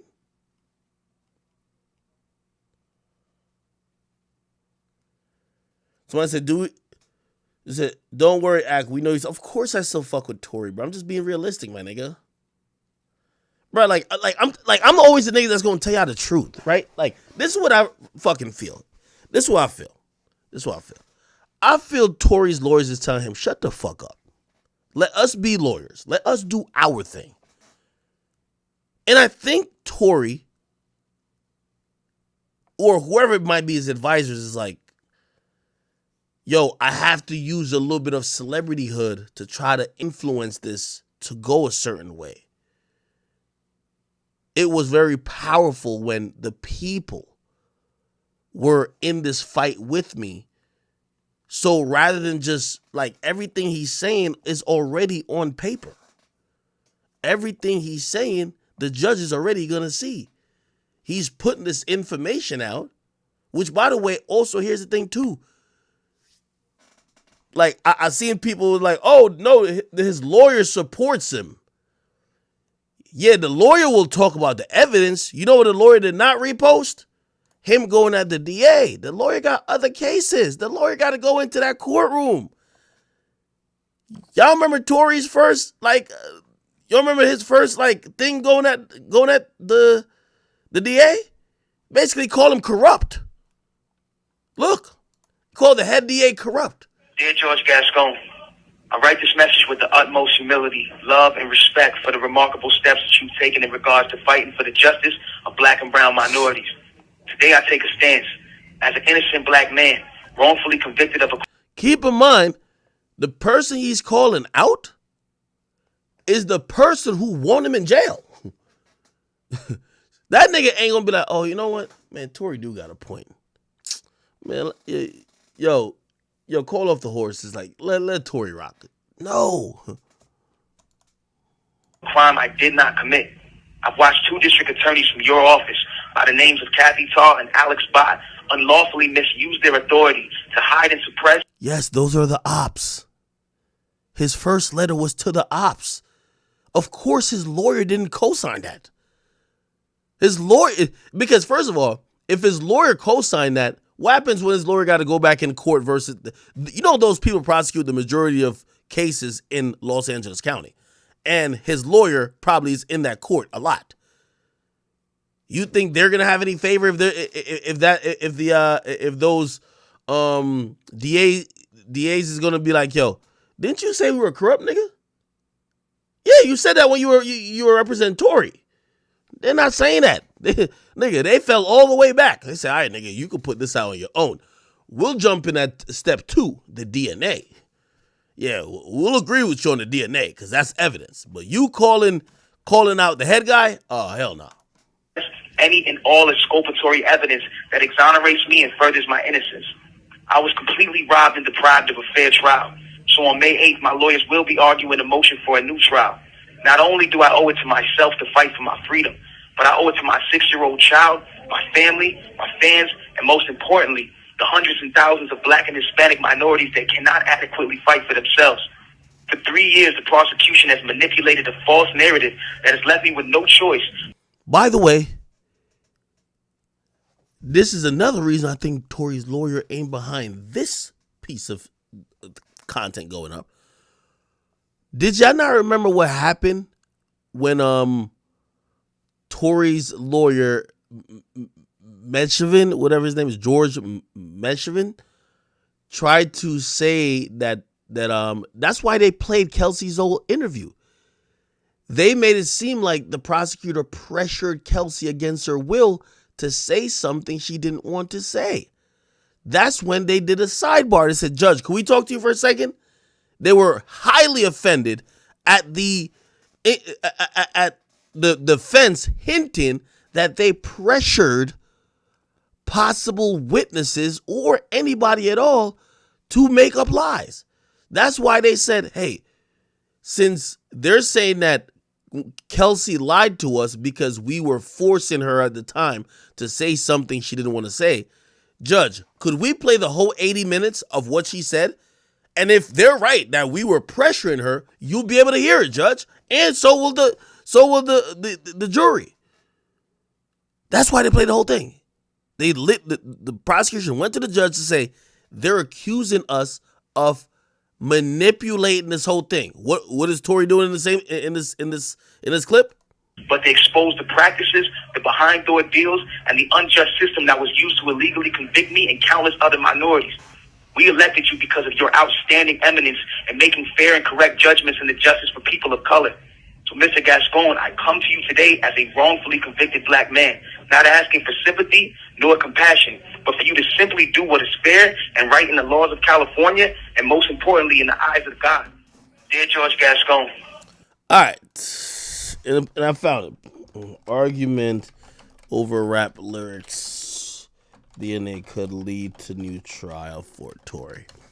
Okay, so this was the, let me see. Oh, wow, they hate ad blockers over here too. So good. Let me do this. I bet. So look at this. Here we go. Rapper Tory Lanez could win a new trial for the shooting of Meg over DNA evidence that was mischaracterized at a trial and the use of lyrics that can threaten to racialize proceedings, according to his lawyer. Okay? Bias spoke to Law and Crime today about his client request for a new trial, whose legal name is Daystar Peterson, blah, blah, blah. Is there a video of this? I wish there was a video. No, it's not. Bias, okay, all right. Bias and Barhoma claims prosecutors misrepresented DNA evidence in trial and improperly used the rapper's lyrics and persona against him to win a conviction. I think it racializes the proceedings. Utilizing rap persona, creative expression, and rap lyrics puts an accused in a very tough position. It's infiltrated by extreme racism and should never see inside of a court. He called it appalling that the prosecutors in this case and across the country are using rap lyrics in rap music as evidence against defendants. It's an area of law, he said, that hasn't been litigated, okay? All right.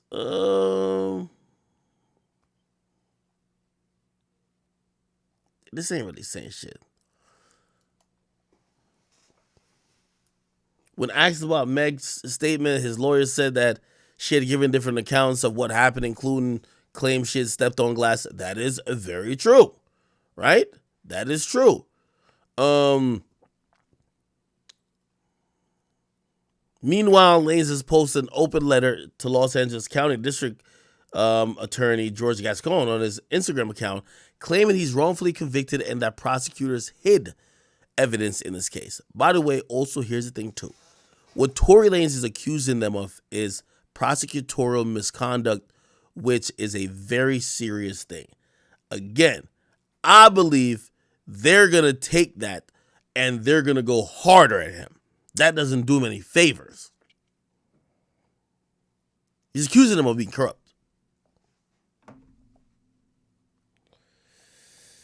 All right. Give me a second.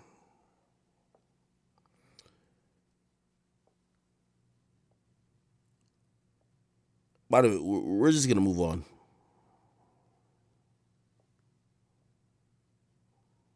Okay.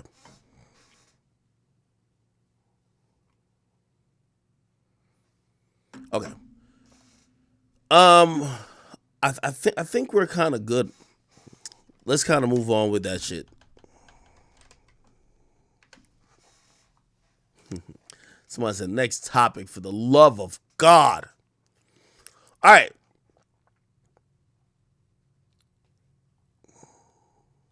What topic should I get into? Give me some new topics.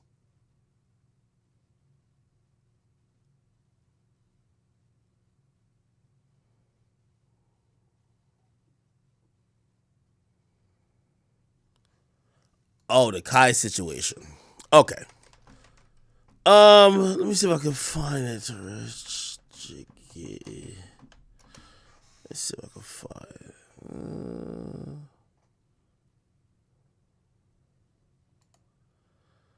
it. Is this dude still on Twitter? What's his name? Is it Richie Jiggy or something like that? Rich. What's Kai's man's name? What's his name? I'm trying to look up the Twitter account. So if you guys don't know, a couple months ago, Kai Cenat had a New Year's Eve party. And at the New Year's Eve party, he invited a bunch of people. there were people that were his friends, and then some people who were just like some strangers, and obviously some influencers, and obviously some beautiful women, right? At the end of the night, and actually subsequently the next morning, a woman claimed that she was taken advantage of. She believed that she was about to leave. According to her story, she was about to leave. She says Kai asked her to stay, or basically told her she should stay, and she ended up staying and going upstairs to sleep. She said Kai told her it was safe to go up there and sleep.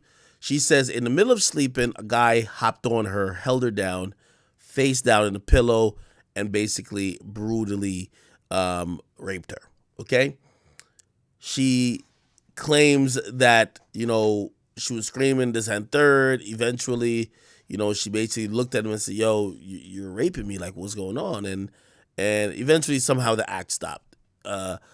She claimed that the dude filmed it, and she claimed that she had an outburst, or whatever the case is. She was bleeding from either anally or from the vaginal cavity. Regardless, she wanted to go to the cops. She said she didn't know who the guy was. She said she asked Kai who it was, and she started to blame Kai because she felt that not only did Kai, you know, invite her there, but Kai as well was protecting the guy because he wouldn't tell Kai. Hold on. Kai wouldn't tell her what the guy's Instagram was. You get what I mean? And she said she was trying to, you know, get some justice. Hold on. Richie Jakey. Is it this? Okay. So anyway, she was in contact with the police, and we were probably waiting to hear if there was going to be any updates on what went down. Clearly, a very bad situation when you hear about anybody being taken advantage of. That seems very horrible. However, Kai maintained his innocence, saying, hey, I didn't set you up or nothing like that. And obviously he stopped talking to her and he lawyered up and he kind of got away from the situation. But the guy, you know, the guy was being characterized as a creep, right? Which is, he's Kai's friend. You know, she drew like some circles around him of him just randomly being different places in the party at random times of the night, saying this guy was kind of stalking me. He was being creepy the whole night. And once he saw his opportunity to pounce, he took advantage of me. The dude never said anything till now. He's came out now, and this is what he has said. Now, I gotta screen some of these things before I play it, because I gotta screen some of these things before I play it, because I think there's lightweight, almost some really explicit stuff that I do not want to show on here, and I can't anyway. Let me see. Go to the house. Okay. Okay. All right. Can't show that neither. Can I show any of this? Actually, I'm gonna play audio. I won't show the videos, okay? Because I don't want a picture to pop up. Let me just play the audio. Here we go. Then she said I anally assaulted her, which is completely false. By the way, this is the voice of the guy that he did a voiceover. Again, I'm not going to show the video because the video, some of it explicit, but you'll hear him talk about what he believes is his side, okay?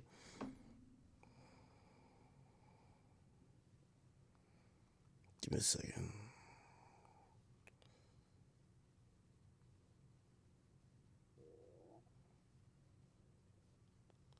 Yeah, the first video got deleted, but I'm going to just play. There's a whole bunch of parts. Anyway, let me see. Let's see if I can find. Now I got to look this goddamn video up.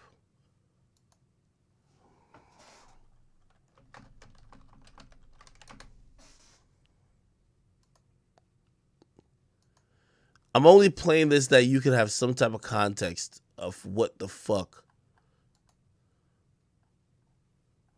they're talking about here. So again, this is the dude. He's giving his side. He's now doing like these little voiceover clips. Reason I won't play the videos or show the videos is that one of the videos that he put up on social media actually showcases them having sex. Number one, that got to be wild illegal if that actually is a crime.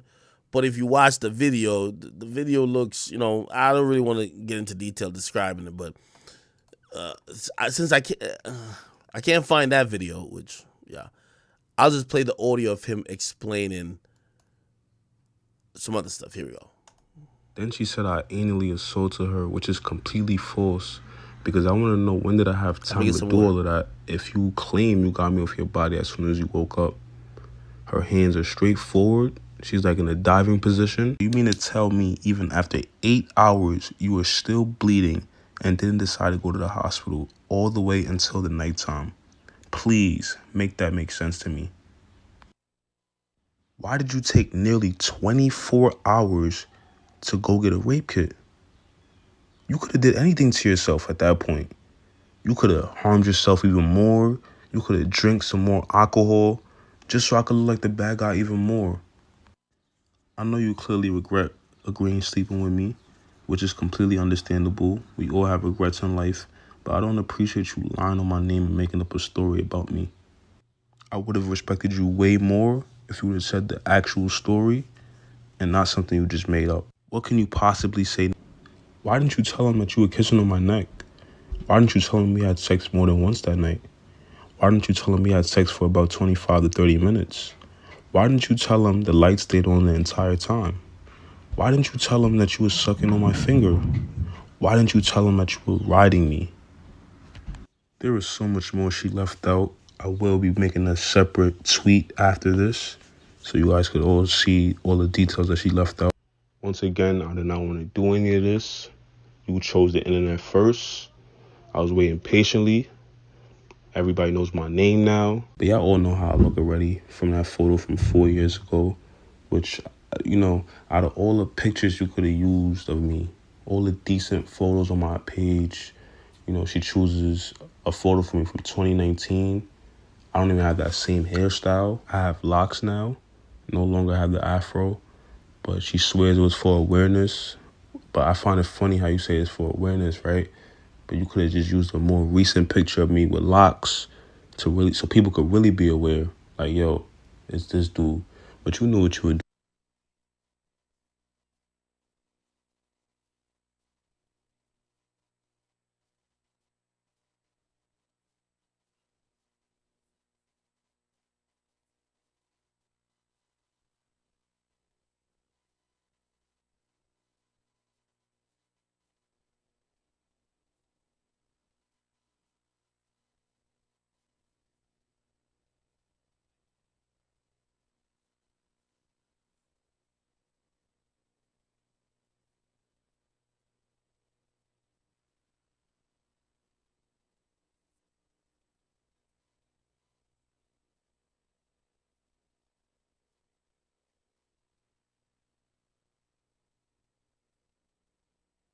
Oh, okay, my bad. Sorry, chap. So let me explain, and I haven't said this like publicly, but this is like a theory of mine of how I just think the whole thing went down. I don't want to be insensitive, and also what I'm saying doesn't necessarily mean this is law, but just kind of analyzing what everybody else is saying, and this is a story that kind of felt like it would make sense if you piece everybody's side together. Number one, I feel like she wanted to fuck with Cenat, right? Why do I think that? Her and her friend were at the party. They were about to leave, and then she calls the car. The car leaves with her friend. If I call an Uber, the Uber not just leave with my friend. That I'm canceling that bitch. I'm telling the Uber to come get me. You know what I mean? You can't leave me when I call the car. So I want to believe that she wanted to stay. Why would she want to stay? I would believe that, hey, listen, this is a very lit party. Cenat was making the rounds in New York, especially like that last week. Like, Kai the guy, you know what I mean? A lot of people are like, oh, shit, you outside, whatever.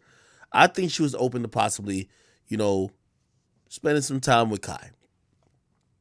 She's intoxicated. Kai's probably partying this and third. according to her, she says Kai tells her she could go up to a room and yeah, she could go chill. I think she believes that if anybody's gonna come up to that room, it's gonna be Kai Cenat. She's kind of lit. She's kind of like going through the motions. You know, it's one of those things where you drinking, the world spinning around you. Somebody comes up there.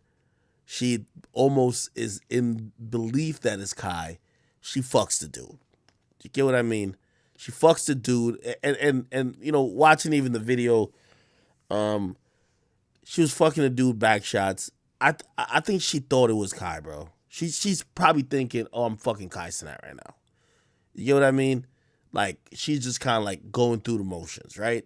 Now, again, I think she would want to fuck Kai Cenat. All right. As they're nearing finishing, or whenever she goes in the bathroom and she kind of comes to her senses, she kind of like, it's like that drunk glasses clears up. She's like, what the fuck? That's not Kai Cenat. And now consensual goes from, oh shit, well, I thought I was going to fuck Kai anyway, to now, wait, who the fuck are you? I never wanted you to fuck me. You know what I mean?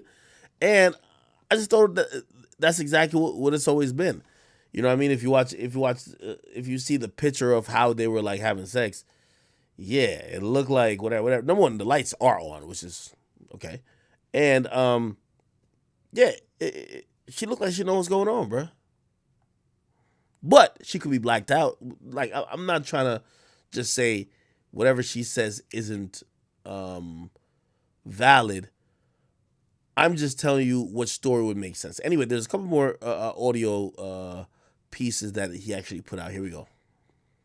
The final position we was in, she was right. By the way, this nigga is breaking down the fuck tape, which, by the way, could be evidence in a police case. He's breaking this shit down like it's like, holy, here we go.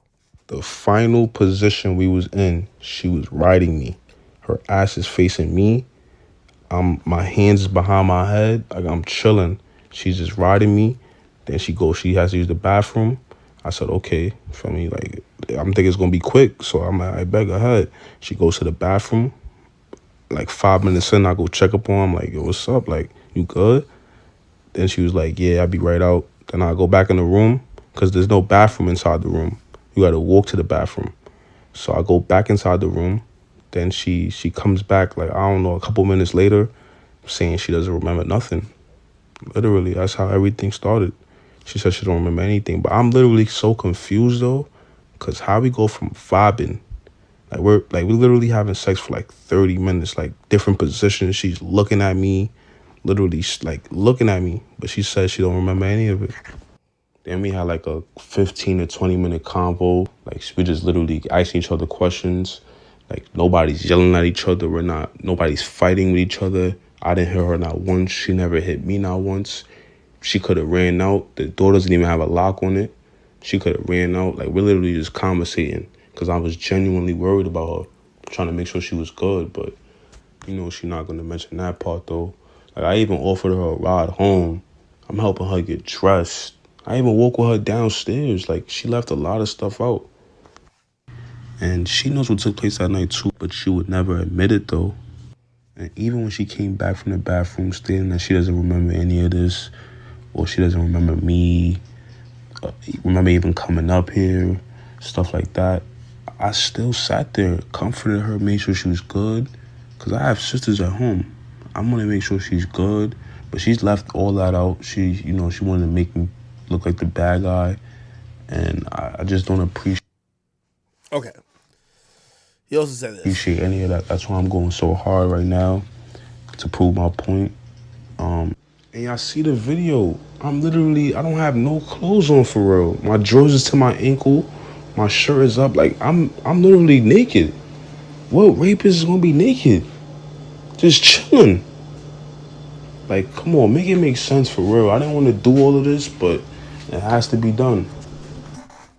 The light stayed on the entire time. Appreciate any of that. That's why I'm thinking I can clear my name legally first before I start arguing with a bunch of people that don't even know me or care about me. I'm gonna handle it legally, but she don't want to take the legal route. She just want to go on with her clout. That's why I'm doing all of this now.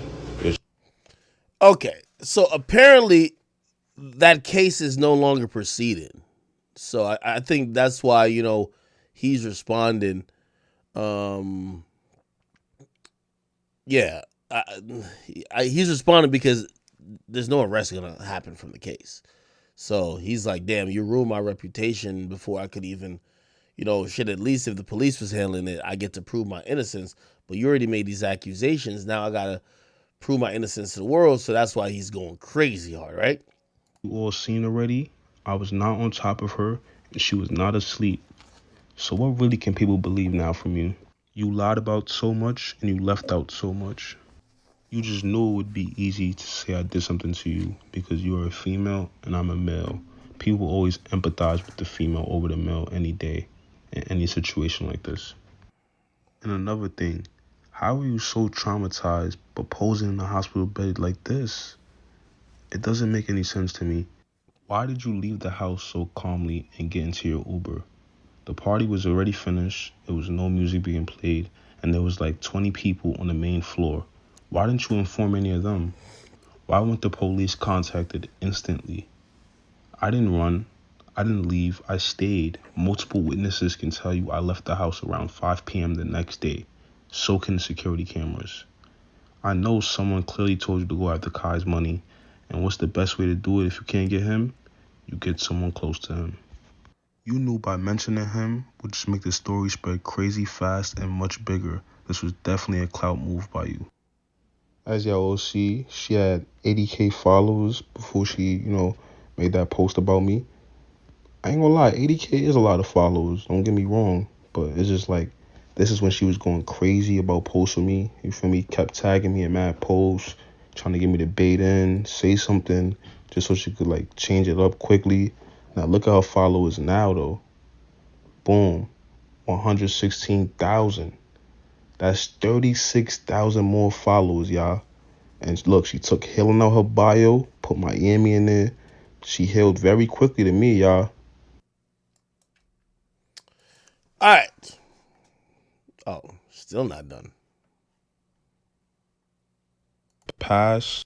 Yeah, my boy's like a narrator. Now, I don't know if somebody touched her when she was younger or in the past, or if it was somebody in her family, because she reshared a lot of this years prior to the party, saying stuff like she can't trust her own family. But it's definitely one or the other, because majority of these posts were made years ago. I don't know which one is true, but it has to be one of them. She also talks about how she acts with just a little bit of alcohol in her system, even calling herself a casa mijo. What does that even mean? Are you a hoe off the casa? This next one definitely threw me off completely.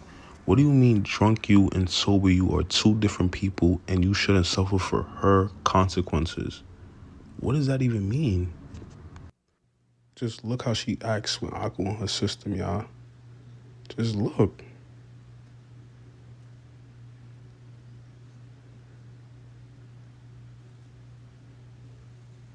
All right, they're showing a whole bunch of videos where she's doing Making out with random people. making out and shit like that.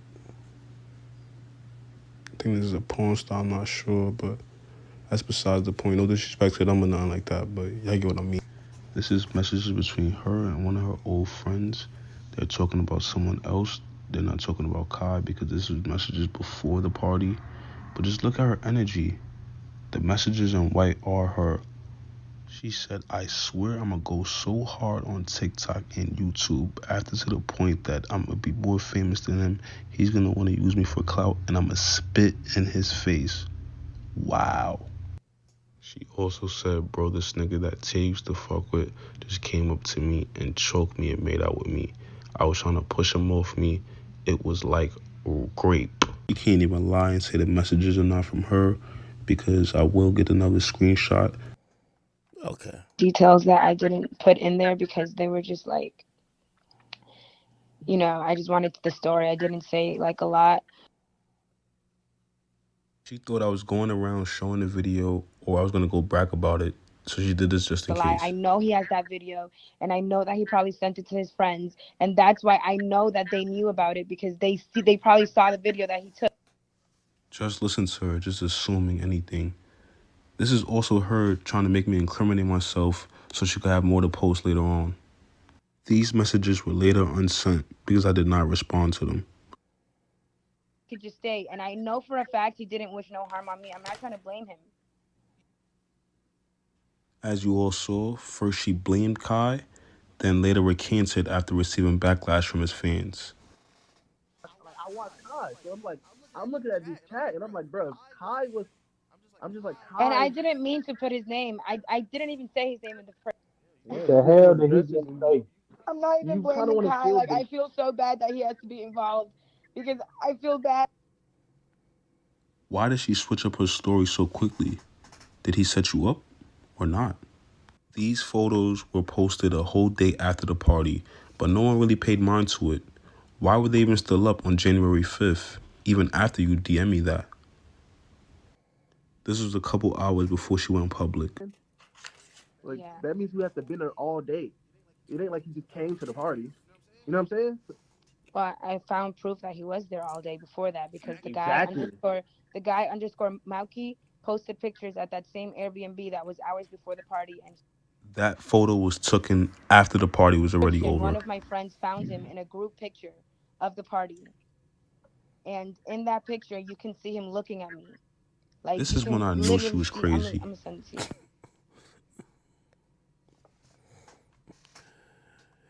you. Yeah, I can't really show y'all the video on here. I'm just trying to protect, to try not to get suspended. Anyway, I'm kind of torn with how this was handled by the dude. I think the dude realizes this won't end in criminal prosecution for him. He won't be charged. By the way, his thinking is he didn't do anything wrong. But if a situation like this is already kind of dead, why do you bring it back up? Now, I know people are saying, well, he's defending his name. I think he went too far with putting out the video of him having sex with her. But also, I stopped to think and ask myself, as a man in America, would anybody believe you if you don't have the video? So maybe he did what he actually felt was absolute necessary for people to believe him, even though I feel like it starts more problems. You know what I mean? She clearly said, she was trying to move on with her life. And he basically said that he was worried about the legal stuff first. And he pretty much kind of hinted towards nothing happened there. So that's why he's now doing this. But I feel like, I don't know, man. Is that being soft if I'm like, dog, just leave it alone? Is that being soft?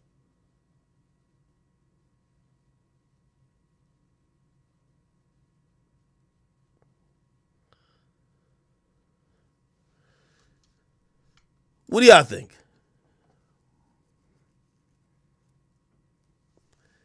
Him putting out the video, obviously, that's definitely, that could be seen as harassment, revenge porn, along with a bunch of other things. Also, I think this doesn't do Kai any favors either because, bro, people are going to tie him to anything negative that has to do with his mans or anything like that, bro.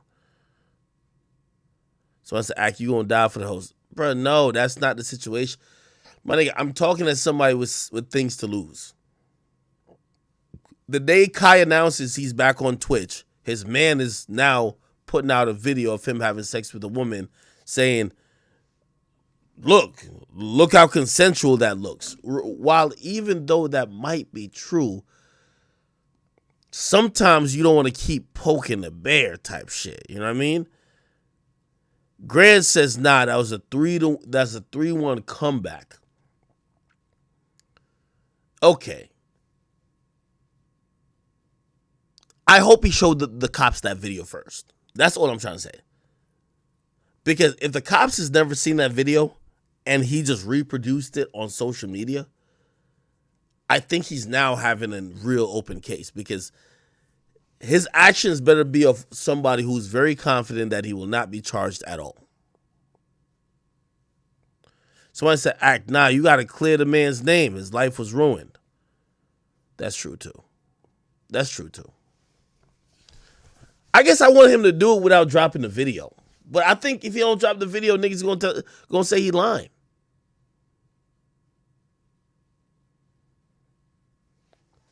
I'm gonna go on Discord real quick. By the way, everybody, I want all y'all to come over to Rumble real quick. I'm gonna probably do the last hour over a Rumble. So please, if you guys could just all come over to Rumble. Yo, Boom, I'm on Discord right now. Was Boom in there simping? Yeah, everybody make your way over to Rumble, rumble.com/c/academics. Yo, Act. Listen, bro. Act. You hear me? Yeah. What up? Yo, listen, bro. Chat. Spam the L's. I'm going to take my L. I'm going to take my accountability. I was dead ass wrong. I believed her. She was crying on my phone. I'm going to take my L, bro. Like, a lot of people is like backpedaling. It was like, bro, if backpedaling is take accountability and the menu was like, bro, I should have just believed her straight up off the front. I mean, let me just say this now. I'm going to cut you off. I'm drunk as fuck. So I was wrong. Like, once I saw his shit and her getting clapped, allegedly, on her knees, like, I can't take what she say with a lot of confidence anymore. That's all I'm gonna say. I'm gonna take my L for sure. Okay, is it what we think it is, or is it what she's alleging? If say she kind of like mad lit, he comes in the room, she think it's somebody else. You want me to keep it a bean? And she never looks. Go ahead. You want me to keep it a bean? Like, this is just all allegedly. This is what I'm thinking. All right. I think she wanted to fuck Kai. This is just my opinion. I'm not bringing Kai, but I think she wanted to fuck Kai. She fucked his mans. She probably was cool to fuck his mans until she saw that he was recording it. She saw he was recording it. This bitch, I was just talking about this yesterday on stream. She thinks she lit. She thinks she like popular. So she think getting fucked on camera and a nigga exposing her is going to ruin her career. Like, we don't even know who you are, in my opinion. So instead of him exposing the video, she going allowing the man's allegedly. I'm gonna keep saying this shit allegedly because I don't know what the fuck is true anymore. So she can beat him before he beats her. You know what I mean? In a way. No, I agree. I think she definitely was trying to fuck Kai. For sure. Like, and when I was telling her that, she was like, "Oh, I don't need to fuck Kai because I fuck niggas lit to her and I'm going to her Instagram and I'm from Orlando and niggas have hit me up from Orlando. I'm from Orlando. It ain't like niggas have told me about her type shit. I know how she get down. She fuck, like, allegedly she fucks scammers and all type of rappers. Like, she on private jets. Like, so I know the type of bitch she is, bro. Like, I know the type of woman she is. So of course you gonna fuck Kai. You can act like you're not gonna fuck Kai. Like, bro, Kai more lit than all these rappers you fucking with on these jets. So ironically, let's not be stupid. Ironically, she runs in the same circles as some people I know in Miami now. Bro, let's keep it. That's what I'm saying. Let's keep it a bean. So you didn't fuck the lit nigga. You fucked the henchman nigga. No disrespect to him. And you felt shit. You felt like shit about it. Hey, chat. She called me. She called me. Shawty? Yeah, she called me. And like I didn't return her call yet. It's obviously nothing against her. I don't know if I want to be mixed up in like this type of stuff, and I don't know if that sound like cowardice type of shit. Bro, chat telling you to unfollow her, bro. Chat telling you to unfollow her, man. I don't know, man. Chat saying you follow her, bro. You better get out of that. Get out of that shit, Act. And chat saying I was trying to fuck her. Like, no, you were trying to fuck her, Boom. You were trying to fuck her. Bro, I swear to God on my life, I will show you my DMs with her right now. Ever since that day, I've never texted her ever again. Boom. I'm not saying you were trying to fuck her after that. I never tried to fuck her. Why not fuck her? Yo, Boom. The way you were saucing her up on the interview is like how every nigga who slick hates on the boyfriend. I have no hate for Kai ever in my life. No. Hold on. Listen, no. That's not what I was saying. I'm saying, yo, you know a nigga who, all right, a girl got a boyfriend, right? And she mad at the boyfriend, and she calls a nigga, and the nigga just be like, yo, Yeah, I ain't gonna lie, man. That nigga, like the whole time, I was like, that nigga a piece of shit, man. Damn. Oh, that's crazy. I can't believe he did that. That's the nigga who fucks. Yo, Act, if you think ever in my life, let's say I believe this girl, why would I ever try to smash a girl that just got R-worded? Like, why would I ever even, like, that's low, but that's the lowest of the low, bro. Like, let's keep it a bit. I never text her. I'm gonna be honest with you. A lot of niggas will Bro, I would never do that. I put this on my grandma's life. I'd never ever hit her up after that call ever. I hit her up one day after and I was like, is there any update? That's the only thing I said. Was there any update? That's all I said. I never hit it. And she's from my city. So if I really was on some shit like that, bro, I'll keep it a bean, nigga. I'd be like, bro, man, fuck it. I would never try to hit that girl, bro. Like, what the fuck? Like, what the fuck? So you wouldn't fuck? No. No, after hearing that shit, I'm not, bro. After knowing, hold on, no. I not here. You might not go drink with her but yeah, yo, you chilling with her. She like, yo, damn, boom. I'm trying to fuck right now. You ain't fucking. I'm gonna keep it a bean. I'm gonna try to fuck the friend. I'm not fucking. Yo, stop it, yo. After this, after she put, even if she was telling the truth, I'm not even gonna risk it to try to. Like, I'm not even gonna do that at all, bro. Like, she just ruined it. And like, what blew me was like, bro, she was on Twitter and was like, oh, you would bring this up months later after I'm trying to heal and move on. I'm like, bro, you trying to heal and move on and you just ruined a nigga's life, but you trying to heal. Like, that shit blew me, bro. Like, you trying to heal this nigga's life. I don't know exactly what happened, but I do know she is lit on I ain't gonna lie to you. Bro, I've been asking. I swiped up on her shit one time though. I said, yo, how are you in Mexico so much? She stay in Mexico. You know what's going on, bro. If y'all was on my street last night, just saying it, like, let's keep it a bean, bro. But I'm not gonna sit here and act like if somebody went through some trauma, they can't do their thing. Like she works at a club, like she's in the nightlife. It is a way to handle trauma. That's what I was telling people. They was like, oh, you in Miami or you doing this and that, and you just got R-worded. And it's like, bro, people handle trauma differently for sure. For sure. But it was just questionable. Like, that was the last thing on your mind. Like, ain't no way in 4 months. And then she was like this what blew me. She was like, oh, I would have let you, if you would have DM me and apologize. Let me just explain that, because I'm the nigga, like, everybody, like, I'm the villain right now because I'm the nigga that broke it type shit. So just let me explain. When I was on the phone with her, before I even called her, I was like, bro, don't bring Kai up into this. Don't even say his name. That's what I said. I said, don't even say his name because he didn't have nothing to do with this. She brought his name up first. And then she was like, Kai had nothing to do with it on my stream. She said Kai had nothing to do with it. And then I look at the DMs that he sent, that he posted on Twitter, and she's like, oh, you and Kai set me up. And I'm like, wait, what? You just said Kai had nothing to do with this, but like, you told this nigga that Kai set you up. And I'm like, bro, Kai had nothing to do. And even then, when she was calling me, I said, bro, you can't just say, I could say Kai was wilding because he left you up the room, but I didn't know anything at that time. But I was like, you can't say Kai set you up or Kai R-worded you, because that's not what he did, like, at all. This is between you and that dude. This has nothing to do with, like, really Kai, to be honest. So my thoughts about this thing is that, number one, I'm guessing he probably spoke to the police and he probably has a lawyer. Hey, remember when I told everybody, I'm like, yo, right when she said one thing to Kai, I said Kai was smart to stop responding and lawyer up. True. You have to. She was throwing it back, bro. No, bro. Listen to y'all. What I've been telling y'all, and I'm an example of this to myself. We all got to learn to take the L. Let's put it like this. I see a lot of people. They, like, I can't treat a situation with an ex like I could treat a bum like Sharp. You get what I mean? Like, true. At the end of the day, even with the recent stuff I've been through, I'd rather y'all sit here and be like, oh, he a simp, this and third, rather than it be a more extreme shit that now is just going to ruin your whole life and your career, everything you work for. Because again, like, for a woman, they could get away with, they could just put out any type of accusation, right? For a guy, you got to really play it correctly. You know what I mean? Like, in certain situations, if shit's about to go a certain way when you deal with a woman, you got to, like, I ain't going to lie to you. Shit, I've called the police on a woman before. Like on some real shit. Like, you know what I mean? Like That's in that situation, I'd call the police too. I did.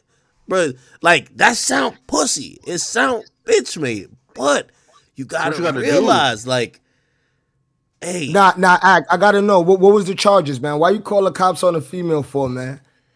Well, because if you react certain way, bro, you'll be the nigga getting charges. So you rather call the police first before she call the police, bro. If a bitch beating your ass and I got shit to lose, I'm calling police on you. Fact. Bro, whether if I call the cops or Shorty call the cops, when the cops come, they still gonna blame him, whether he call the cops first. But if I know I never hit her ever in my life, she got no bruises or nothing, and I'm a nigga with bruises, I'm calling the police, bro. It's just how it go. Well, here's the thing. When you call the police as a man, well, first of all, who calls the police matters because they save the police call. A lot of times when they get a lot of the evidence from the police call. Yo, for example, when I called the police, I called the police on Angelica. Angelica was stabbing through the door. I was with the girl. She was stabbing through the bathroom door. I'm seeing the knife, the blade of the knife come through the door. These are like these little these little drywall type doors. Like they're mad thin. Sheetrock. Yeah, sheetrock. At that point, I knew also, and by the way, and then she took a fire extinguisher and sprayed it in there. You ever been in a closed place with a fire? Oh Nigga, my God. I knew bro. she got in there. She's stabbing that chick up. Like that's a fact. Where you finding these babas, bro? Yeah, but I mean, that's in regards to the point. The point is like, obviously that's extreme. What I'm trying to say is that in certain situations, I'm gonna put it like this. Okay, let me give it to a lesser extent. This has never happened, but this is the situation I would call the cops, right? Like, say I was dealing with Krishan Rock, which I guess this is extreme, right? A woman hits you in the head with a Henny bottle. I'm gonna be honest with you. Boom, you calling the cops if a girl hit you in the head with a Henny bottle? Yes. No, hold on. You too? No, wait. The first thing I would do is probably just try to leave. Like, you got to try to leave. Because, again, I'm not a fan of getting women locked up. Here's the thing in how the law works in many places, though. When the police come, they look for visible injuries. When it comes to domestic violence things, they don't need you to tell them shit. That's why that 911 call is important. If your girl called 911 on you and say, yo, come quick, my boyfriend trying to kick in the door, he's trying to beat me up. If your girl calms down by the time the cop gets there, and she doesn't even have bags on her eyes, she don't need to say nothing, you're going to jail.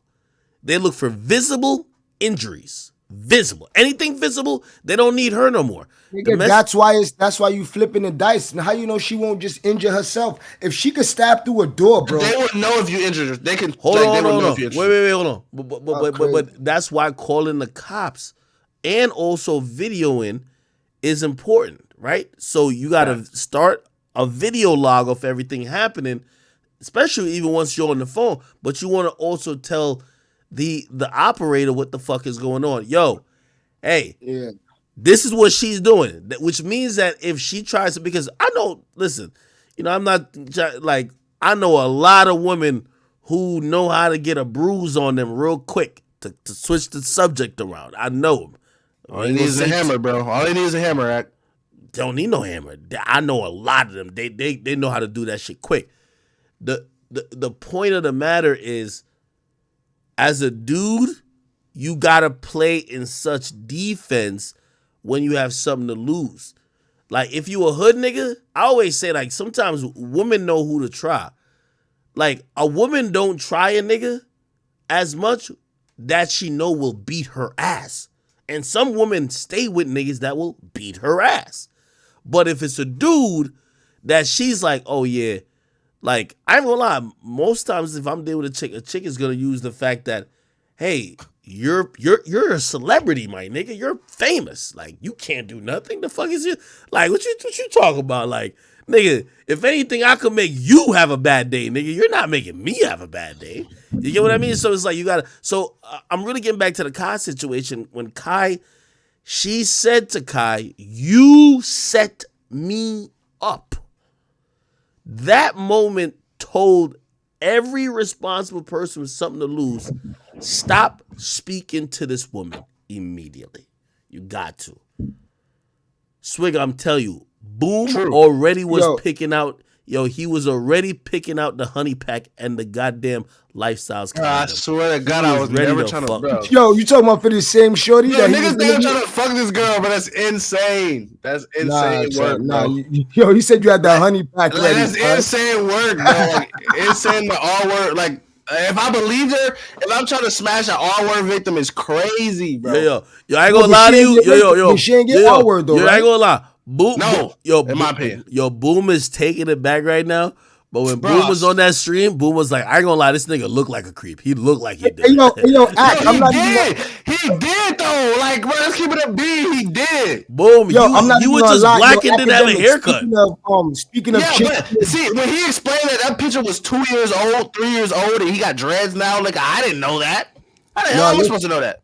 Listen. Yo, Axe, speaking of women doing devious shit, your boy Flacco is in your server talking about he's going to make a video tonight about you, bro. You understand what I'm saying? This is why I don't like that piece of shit.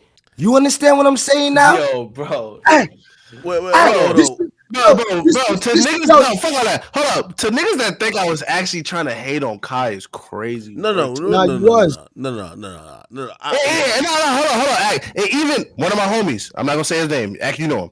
One of my homies called me and was like, bro, Kai didn't even blink. Bro, Kai knew that if you didn't do it, somebody would have talked to her, bro. If anything, me believing her made her say more shit that contradicted the shit that nigga even said about her. So, if anything, me believing her made her say more shit that just contradicted everything that nigga actually knew. To be honest. Because when I was trying to question her, she got hella defensive. I knew if I started to question her, she would leave. So when I just started believing her, she started saying more shit, and then she started crying and shit. She said, like, her allegedly, her hand was, like, she was getting held down, and then when the video came out, she's throwing it back. Like, bro, you know what I mean? Yo, hold on. Y'all got the video? I got the video, but it's not on Twitter anymore. She got to delete it. Yeah. That's just not for public. The video, she throwing it back. Yeah. Nah, I did. I mean, she's having sex. But it still goes into what my narrative is. I don't think she believed she was having sex with him. With the lights on, act with the lights on. No, bro. I think she was lit, bro. I think she with was the lit. Light? Hold on. But she said the lights was off though. Yo, wait. Listen, Boom. We might be saying the same thing. Hold on. She wasn't trying to have sex with him. Did she have sex with him and did it look consensual? Yes. She was trying to fuck Kai. She was lit. She saw one black nigga. They both hella black, extra black. She thought she was fucking Kai. Until like I don't. You ever got like so drunk and tired you started hallucinating a little bit, and then you making excuses for her though. No. Hold on. Wait. I'm not making excuses for her because I'm not saying that means her allegation is right. Right? Like for example, if you're a woman and you believe you're having sex with Brad Pitt, but you're having sex with the guy who lives next door, the guy who lives next door did not R-word you. Like, yo, you were having that belief, even if, granted, maybe you were in a slightly altered state of mind, but like, you made that mistake at that point. You get what I mean? You made that mistake to think, that's Kai, right? Because if it was Kai, right? And by the way, here's the funny thing about that, and this is why it's scary too, because it shows that sometimes women might have allegations depending on who the person is. Yo, Ash, you saw the video, right? Yeah, but hear what I'm trying to say. Some women, they're not like, the act was the R word, because I guarantee if it was Kai, she'd be like, oh no, it's cool, but it wasn't Kai, so now it's not cool. So it's not 5'1", bro. So it's not the action, it's the person, and that's scary, right? Because now you're leaving it up to women who, like, I've seen this happen so many times. A woman has a boyfriend. She's in college or she's in whatever situation. She goes out, she's having fun. She's lit. some women, honestly, when they get lit, they turn into top freaks. Okay, this chick Yeah, gets but lit. could that get held up in court Wait, of law? Could she wait, say, hold Your on. Honor, I was a bit tipsy? Wait, Let's wait, let Could Ad that? cook. Let's let Ad cook. Let Ad hold cook. on. Let Ad cook. So now she has sex with some guy. She wanted to have sex in a moment. By the way, maybe she wasn't even that lit. What happens is this. She goes back to her man, and now guilt starts fucking with her. Or somehow her man finds out. So she's not saying nothing after it happened. But her That's why I man did that. finds out. Her man's like, what? You fucked a nigga at so-and-so's party? Yo, you a fucking hoe. Now you know what that girl says? I didn't want to do it. I was drunk. I told y'all, I gave y'all the situation when I was describing a woman who I was with who was working somewhere, and then she stayed, like, I had to pick her up dumb late. And when I confronted her, I said, so why the hell was blah, blah, blah? She said, oh, her excuse was that, nah, I don't think, so, well, we got to read between lines. Said nobody had sex, but was a dude trying her? She was like, I don't know, blah, blah. But here's the point. She made it sound like, oh, if I did do anything, I didn't want to do it. So me as a man, I'm a protector. I'm her dude. I now absolve her from all responsibility. Oh, you didn't want to do it. You know what that now means? Oh, that nigga forced you. So now I'm over here tight at another nigga that like, yo, bro, wait, you took advantage of Shorty, dog? Like, what's up with you? The dude like, bro, what you talking about? Like, yo, she lit like, nigga, she was trying to get a rocket. You get what I'm trying to say? I've seen a lot of times when a woman has a boyfriend, when get confronted with her actions, she says, I didn't want to do it. Now, Okay. And I've seen women go as far as even getting police or whatever involved because she's trying to prove to her boyfriend she didn't willingly do it. But act. I'm gonna let you cook, but act, bro. Let me just keep it a bean. Like, it's crazy. I'm the nigga saying it, bro. She don't got a boyfriend. She done flown out to jets. No. PJs. I'm not talking about Jovi. I'm not talking I'm not about talking about her. But let's just keep it a bean. If we gonna use that type of logic, nigga. I'm not talking about her. The reason, yeah, but no, we're not. But let's keep it a bean. The real reason why that shit probably happened. She was getting recorded. She thinks she's a lit Instagram model. This is my opinion. She thinks she's a lit Instagram model. She do not want to be caught fucking a bum ass henchman nigga. Not to diss my nigga, like whoever this nigga is. It's not Kai. Kai not gonna leak it because he's lit. So this nigga's the henchman. He's like, damn, I get to fuck a bad bitch off my mans. So she's getting caught fucking a bum ass nigga because she's lit. Like, you know what I mean? So she thinking like, damn, this nigga might expose me. This nigga might show his friends and shit like that. I'm gonna move the mic back. But it's like, oh, this nigga might expose me, show my friends. So damn, before he try to like show everybody and like, I think I'm an Instagram model, and if this shit get out, it's over with. I'm gonna say that he did something to me because as in his explanation, she's grabbing this nigga, checking his phone, making sure looking through his recent deleted. That's some shit bitches do when they think they get recorded. Like, make sure you go to your recent deleted, show me, make sure it's deleted.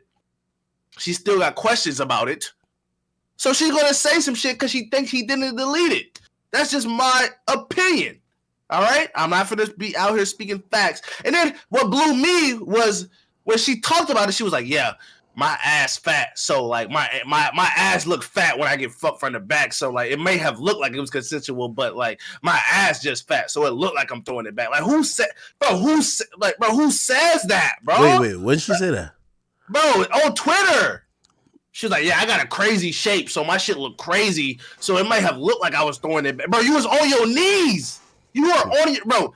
I understand if you was laying on your stomach, like no, like I'm not even gonna get crazy on this act and get you like, but like, let's say you piping the bitch out on her stomach, like knees not up. You just piping the bitch on her stomach. You know how it go. You know what I mean? Now if you got your hand on your back because you know what I'm saying. You know what I'm saying. You piping her out. But if you got her on her knees, his hand is not on her like back at all. She's there. So if you was getting on with it, you would get up and leave. You wouldn't just stay there and look back. And she said, "Oh, I was looking back because I woke up." And I'm like, bro, you like bitches look back at it, bro. I'm keeping it like we just keep it in a beam. Bitches look back at it, bro.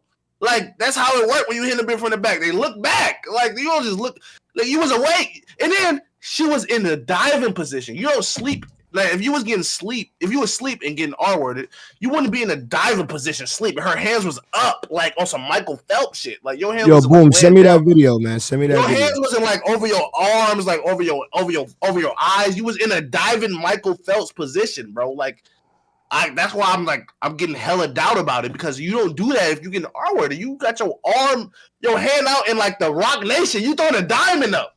You throwing a diamond up in the sky. Like, you can't do that, bro.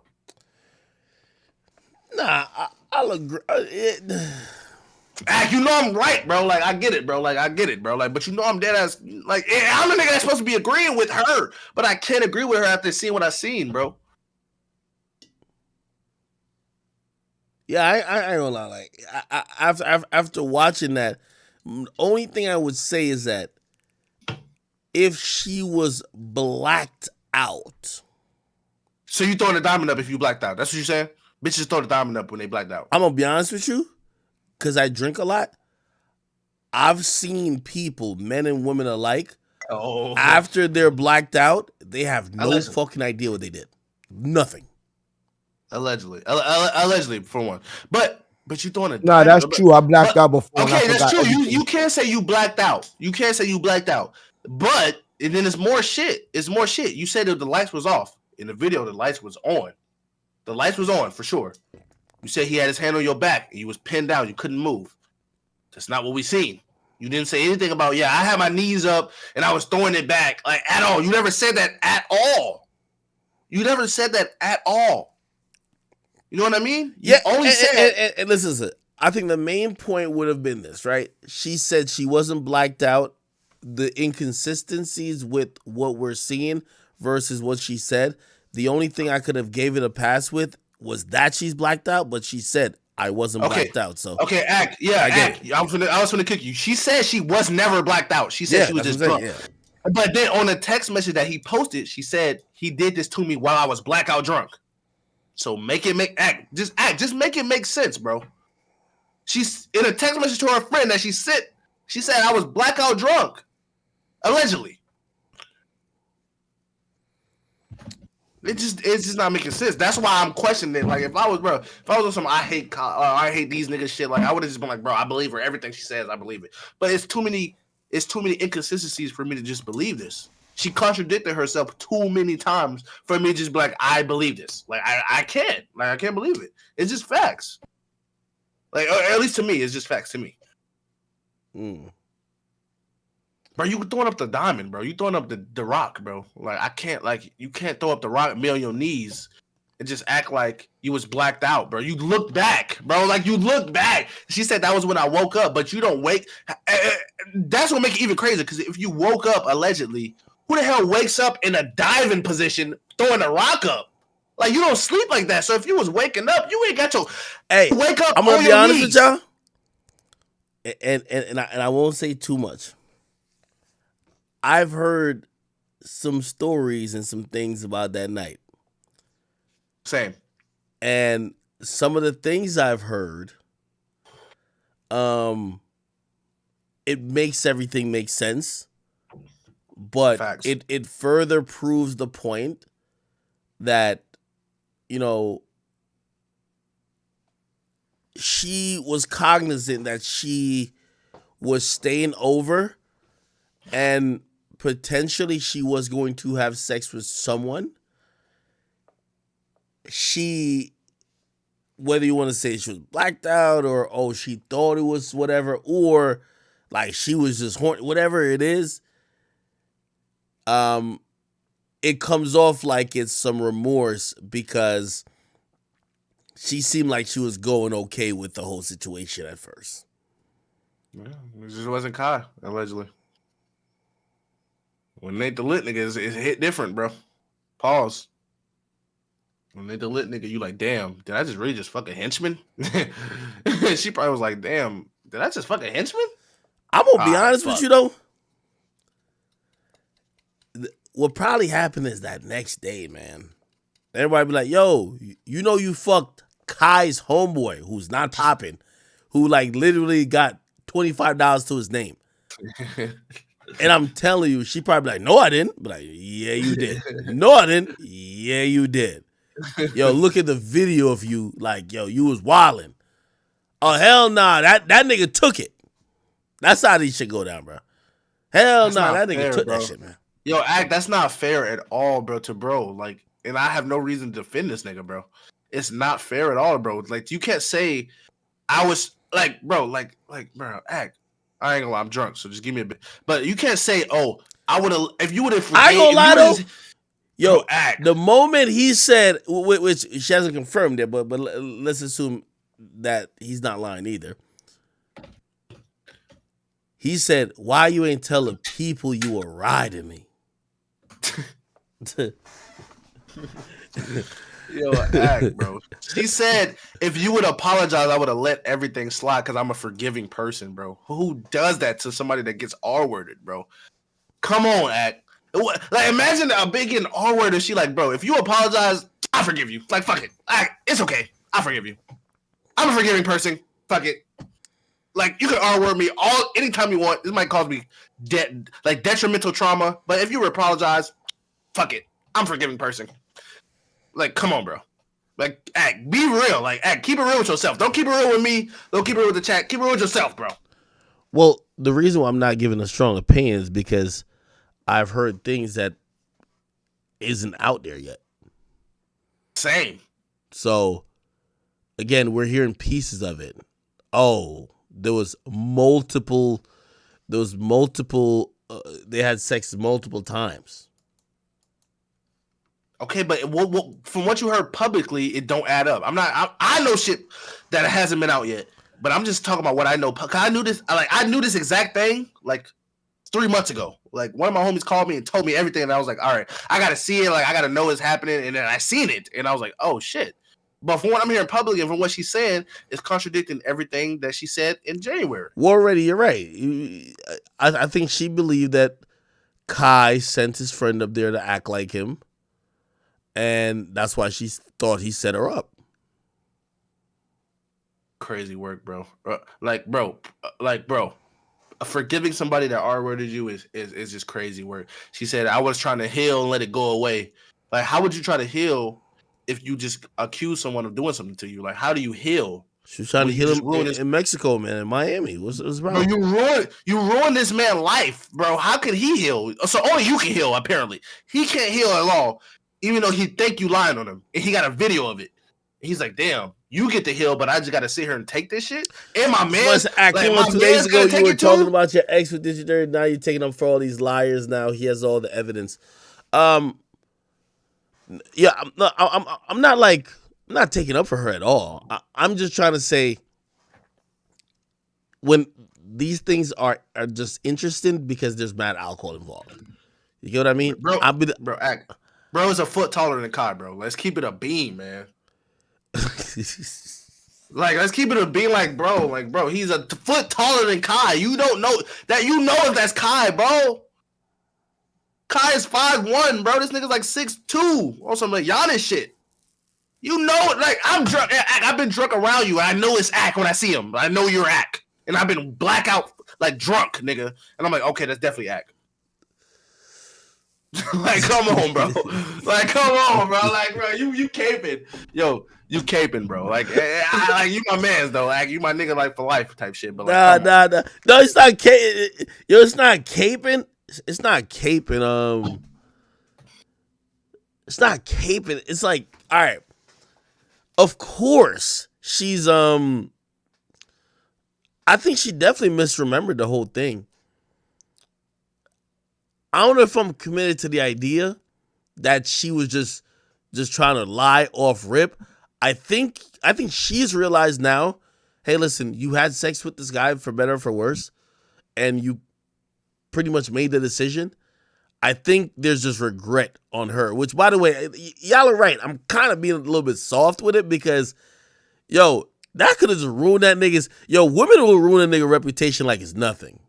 Yo, Act just want to hit, bro. He talking about me. Act Nah. Like Act followers, like bro, Act my man, like Act, you know Act money, like man, like come on, man, like Act just man, he like man, fuck it, bro, like just let it die down. You know what I mean?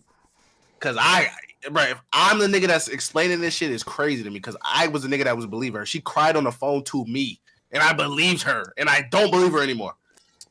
Like you know what I mean? Like man, come on, Act, come on. Boom, man. she about to call you.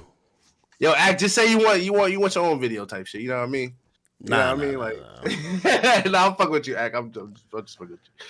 But like, nah, she told me like, well, you know, I talked to her once. She told me, she said, yo, because I remember she was like, yeah, Kai ain't nobody to me. I fuck with more lit niggas. I was like, who are you talking about? That's cap. That's just cap. Like, bro. She named like a rapper. Like, bro, I bet that nigga ain't more lit than Kai. I bet that nigga want to be on Kai's stream. Like facts, like exactly, like it's just facts. Hey, yo, what was the last thing she posted, or has she posted anything recently? She was nude, damn near with no clothes on, just taking a picture of like just her face. So basically, she's unbothered, right?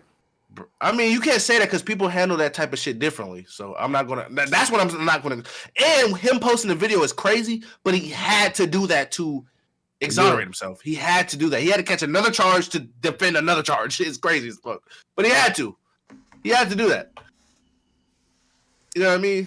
Like and from what I know, allegedly, she just hitting scammers in Orlando or just hitting scammers and like kind of semi-lit rappers type shit. Like she's not fucking like Drake or some shit. It's just random niggas that just do music videos. They got scammer money. So you said Boomer Tutter. All right. But yeah, man. Like, man. It's just I can't believe it no more. Like I just can't believe it no more. And I'm gonna take accountability for I was wrong for platforming her and just believing that shit.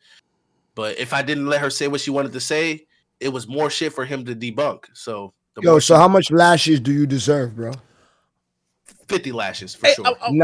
50,000. I'm wondering if these situations somebody should go to jail. Like even the woman. She should. In my opinion, if she's lying, she should. Because she not only ruined his life, in association, she ruined Kai's life because that shit was associated with Kai because that's his man. He had to make a whole apology video. That's defamation, all type of shit, bro. So that's why you was like, oh, why did he have to come out with the video? Because him posting that video, if you go to her Twitter right now, she's getting ratioed to hell because niggas don't believe her anymore because of that video or and a lot of shit that he said. Because you not even only ruining his life, you're ruining Kai's life because this is his man's. This is Kai's party. So this is just facts. I'll definitely tell you this though. Kai has told me, which I also advise him to. He says he is done doing any type of public party where he invites a bunch of people. He says he'll be celebrating his successes in private and with a group of people who he could trust. He's done doing all them lit parties that, you know, he used to be like, he go to Miami, rent some crazy shit out, invite mad people, just have a crazy party. He realized, fuck that shit. That shit's done. It's not worth it, bro. And I was just telling my stream, like, bro, this to any nigga. This to any nigga. Like, I'm sorry, I don't mean to cut you off, but this to any nigga. If you meet a bitch for the first time, never hit her drunk, ever in your life. Ever. Always cook with her sober. Maybe if you see her the third, fourth time, now you talking bullshit, nigga. You need to show them y'all live both y'all you never know. You never know.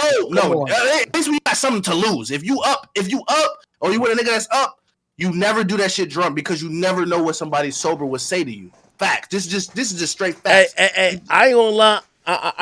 I'm kind of agreeing too. Like it's facts, bro. I don't care what nobody tell me. Especially facts, bro.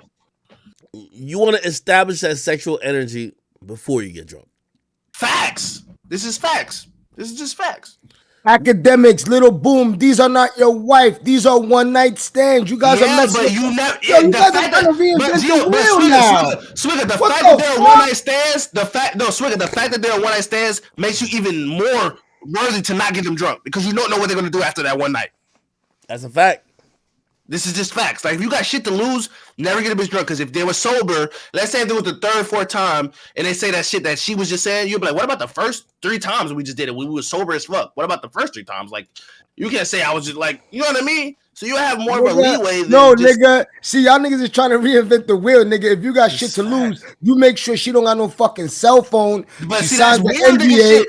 Because That's she can not say, weird oh, nigga shit. She can That's say, no, lit Swigger, shit. she can say, oh, they made me sign an NDA. Nigga, bitches break that NDA. Some bitch just broke an NDA. Like, literally. Some bitch just broke an NDA. Guess what? You should have took her cell phone. Okay, but still, she can still say it. She can still say it, bro. Like, the fact that she says it is that's crazy. really not gonna hold no more weight. Look at this girl. I mean, yeah, she said it, and hell wait until he proves himself.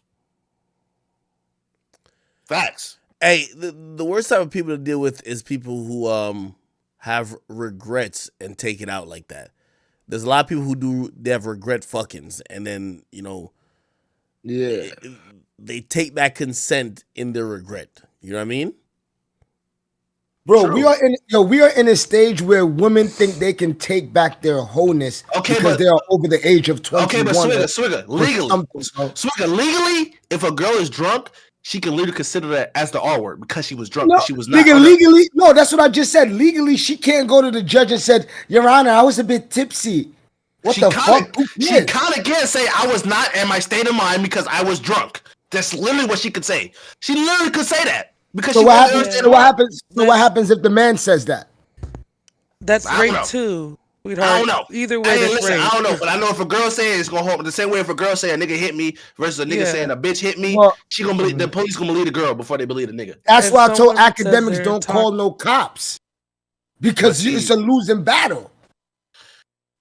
Not in a way, not really. If she beat your ass and you didn't hit her. And you got visual bruises, you can show the police that. Yo, do y'all know? All right, do y'all know this saying? Hell has no fury for a scorned woman.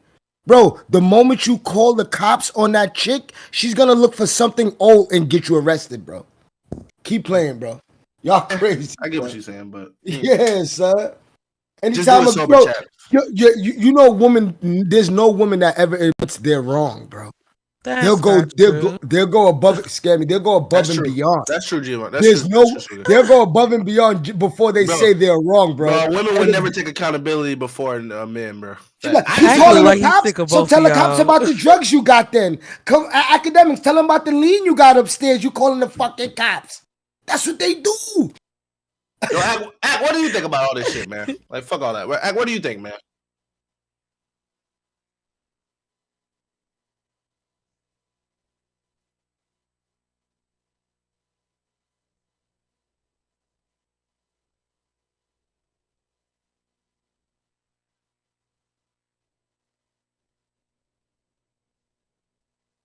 You're muted.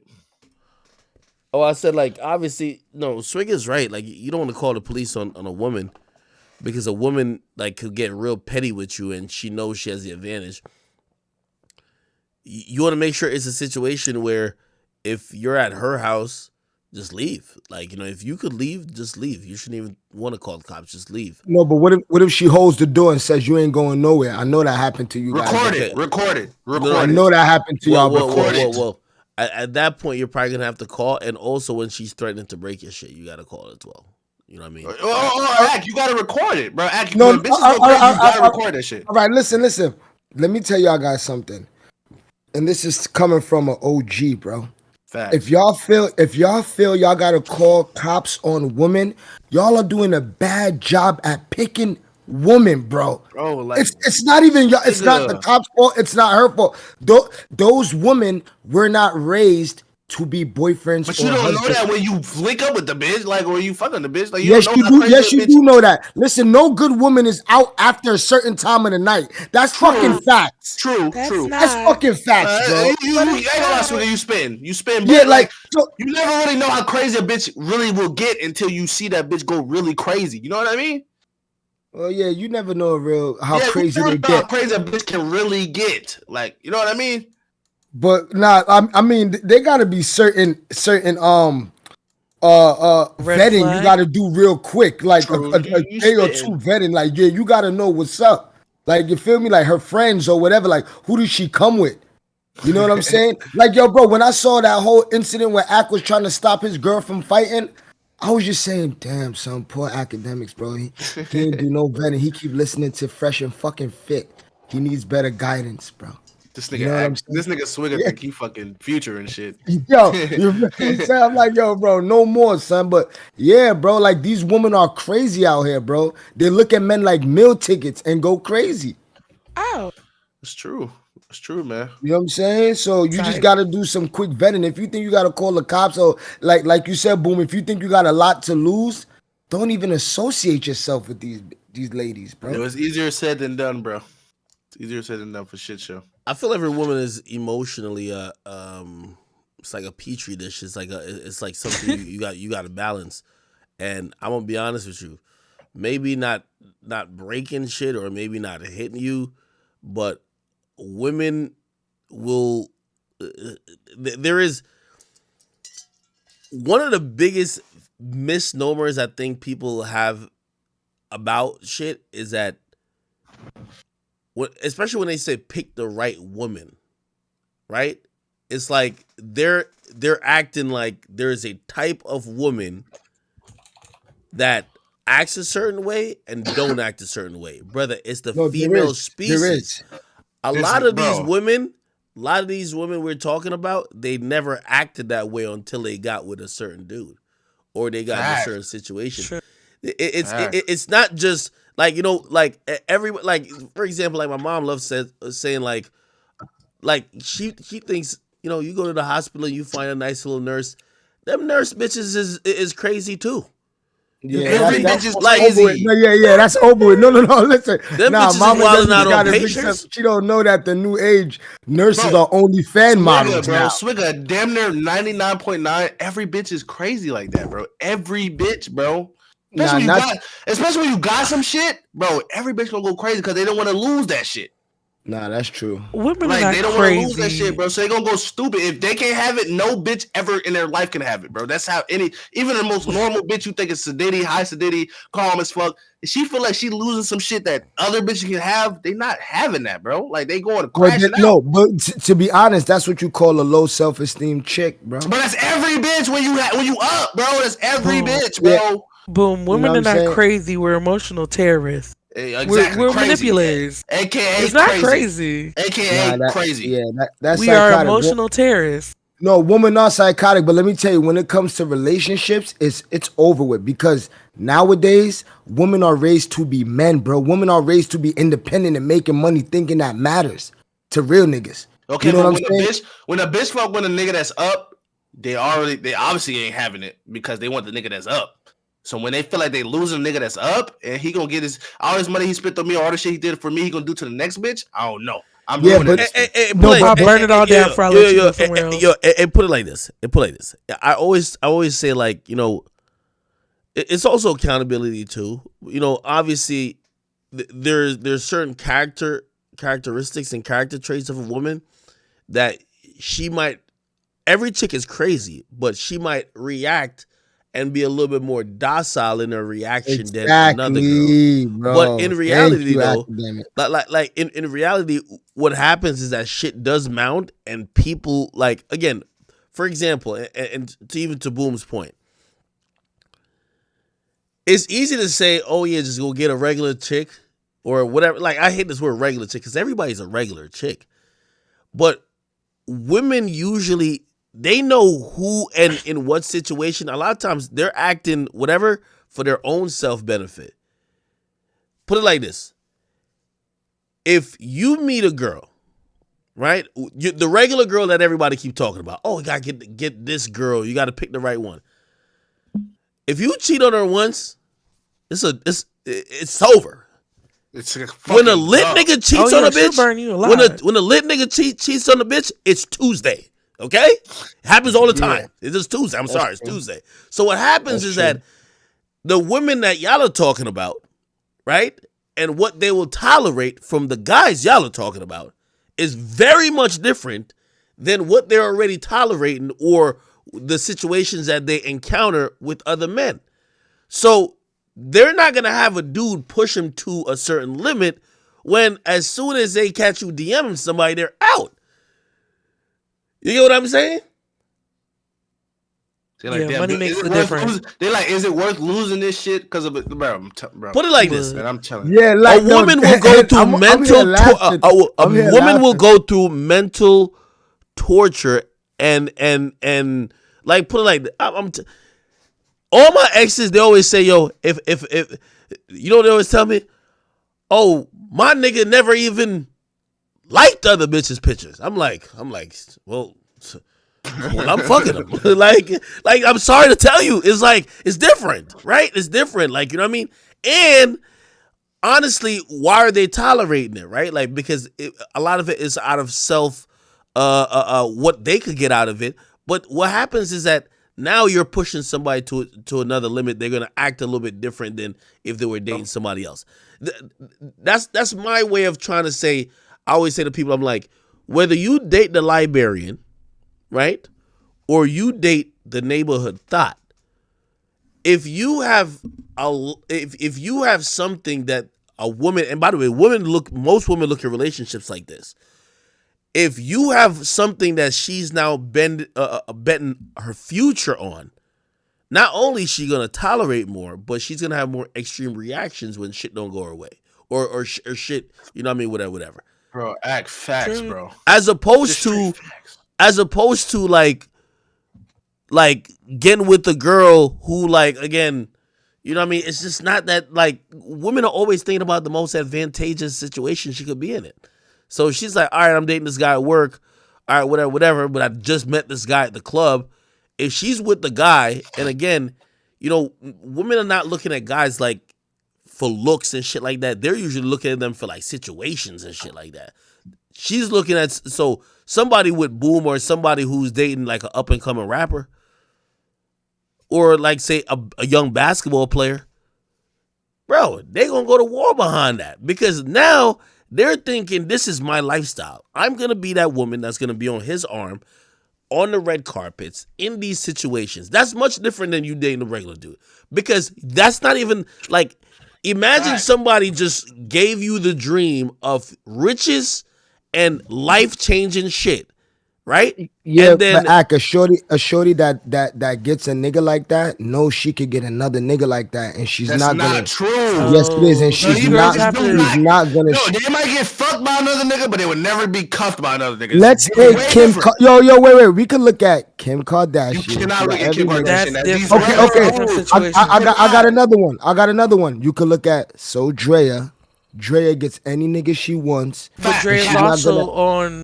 Drea's already popular, though. She's on TV. Drea's already popular. Drea's already popping. Already popping. All right, hold on. These girls who are Instagram models want these niggas who have the prize already. Put it like this. These young women that NBA YoungBoy likes to fuck around with, they'll never get another nigga. Put it like this. Yeah, that's true. Play this. They might look, first of all, they're all kind of mids, right? But like, back where they're from, they look eyed to good. They would never let a local nigga in their town tell them that he got a wife and a girlfriend and they're the 8th on the roster. Ever. With YoungBoy, they accept it happily. It's the truth. You get what I mean? It's like life ain't fair. And why is it? By the way, also, here's the thing. For like, listen, if they hear some shit about a nigga, it's a dub. They don't give a fuck if YoungBoy got herpes or not. It don't matter to them, because it's YoungBoy. They're thinking about the situation. They'd rather be the 10th person on his roster than to be a starting point guard for the random nigga who's working a 9 to 5. Why? Because they've married that lifestyle. Bro, they get flown out to motherfucking Utah. They just motherfucking, they're seeing all type of shit.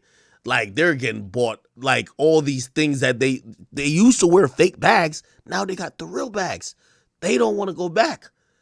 Yeah, you see, y'all are talking about ghetto ratchets. No, these are normal bitches that's like this as well, bro. This ain't just ghetto ratchets. These are normal bitches that you think aren't crazy. These are the same normal bitches you talking about that you got to scout and vet, and all these bitches would turn to this bitch that you think is this hoe ghetto ratchet. They gonna all turn to them. They're trying to protect that investment. Swigger. I always try to tell my mom like about just psychology of women because she's an old school traditional woman. She used to be a teacher, and also she was an assistant nurse at a point too. Mm-hmm. So she's thinking women in these professions are like her. She's not realizing most of these young women that are attractive are fucking the actual students that are teachers now. The teachers now are fucking the students, right? She's thinking, oh, they're the good people. She's like, no, those are the ones you should be given a chance to. Go date one of them. And this is what I always try to tell her. I said, listen, everything's about mentality. And it's always, obviously, again, you just want the most, you obviously don't want a girl, every girl gets mad. You just don't want the girl who's going to set the house on fire when she gets mad, right? You want the girl that, she might yell and scream, but she's not fucking like, dropping pictures online of you or some shit, right? Like, clearly, right? But if you get the school teacher, like, for example, if I date a school teacher, she links up with me. She's my girlfriend now, right? We go to Vegas for a weekend. She makes $40,000. And I hate to like just trivialize it and use money, but it's part of like how women view relationship. Like anytime a woman sees a serious relationship, she already plans it out to almost the kids. She's seen lifestyle. She's seen how she's going to be living, right? She's seen way of life. Dudes, we're seeing cute, fat ass, pussy's going to be hitting, right? We're not even planning shit out like that. Women do. Okay, so now that school teacher, you brought her to Vegas, she makes about $40,000, $50,000 a year. She's seen you done gambled $70,000. Okay, it's all about psychology. What happens is that when she sees how much you have in what she's working for, I guarantee she stops having that motivation to go to work. That's just what it is. It's natural. Hey, why am I going to work to earn this when I could probably just help him and support him a little bit more, and I'll have a better, more fun lifestyle. That's just kind of how it goes. It don't matter if it's a school teacher or not. That was a bad example. You see, now that's not a bad example. Because hold on, I'm gonna tell you why it's not a bad example. Because there's none of these women who are school teachers are trying to be school teachers for their holistic reasons. They're just trying to do a 9 to 5. They're all just trying to like have a particular lifestyle. What I'm saying is that if they have a boyfriend or if they have any type of guy they're super serious with, they instantly start thinking about how will this play out later on. And they quickly realize when they have someone who they feel is, extraordinary in their mind, bro, they stop moving like how they would normally move with other men. Now, this is what I wanted to say. You know what gambling $70,000 in front of someone who have never even saw that in their life. Yeah. You know what that does to their head. So why even bring her there, bro? To do that. That's how you gotta leave your shorty in the crib, bro. Okay, but that's the point I'm trying to say though. Everybody's going to get affected somehow when dealing with certain particular people. That's just how it is. Like this misnomer that there's just regular girls. Like that just doesn't exist. Like they're everybody's regular, but you actually like obviously you're gonna have ratchets. Everybody's regular, but people are gonna be able to adjust to situations, and those adjustments usually means, I'm telling you, like the regular girl who if you DM a chick, she breaks up with you, she gets with NBA YoungBoy, she's the eighth side chick on his roster. She don't care. Like, it's the same girl. Like, there's not a type girl.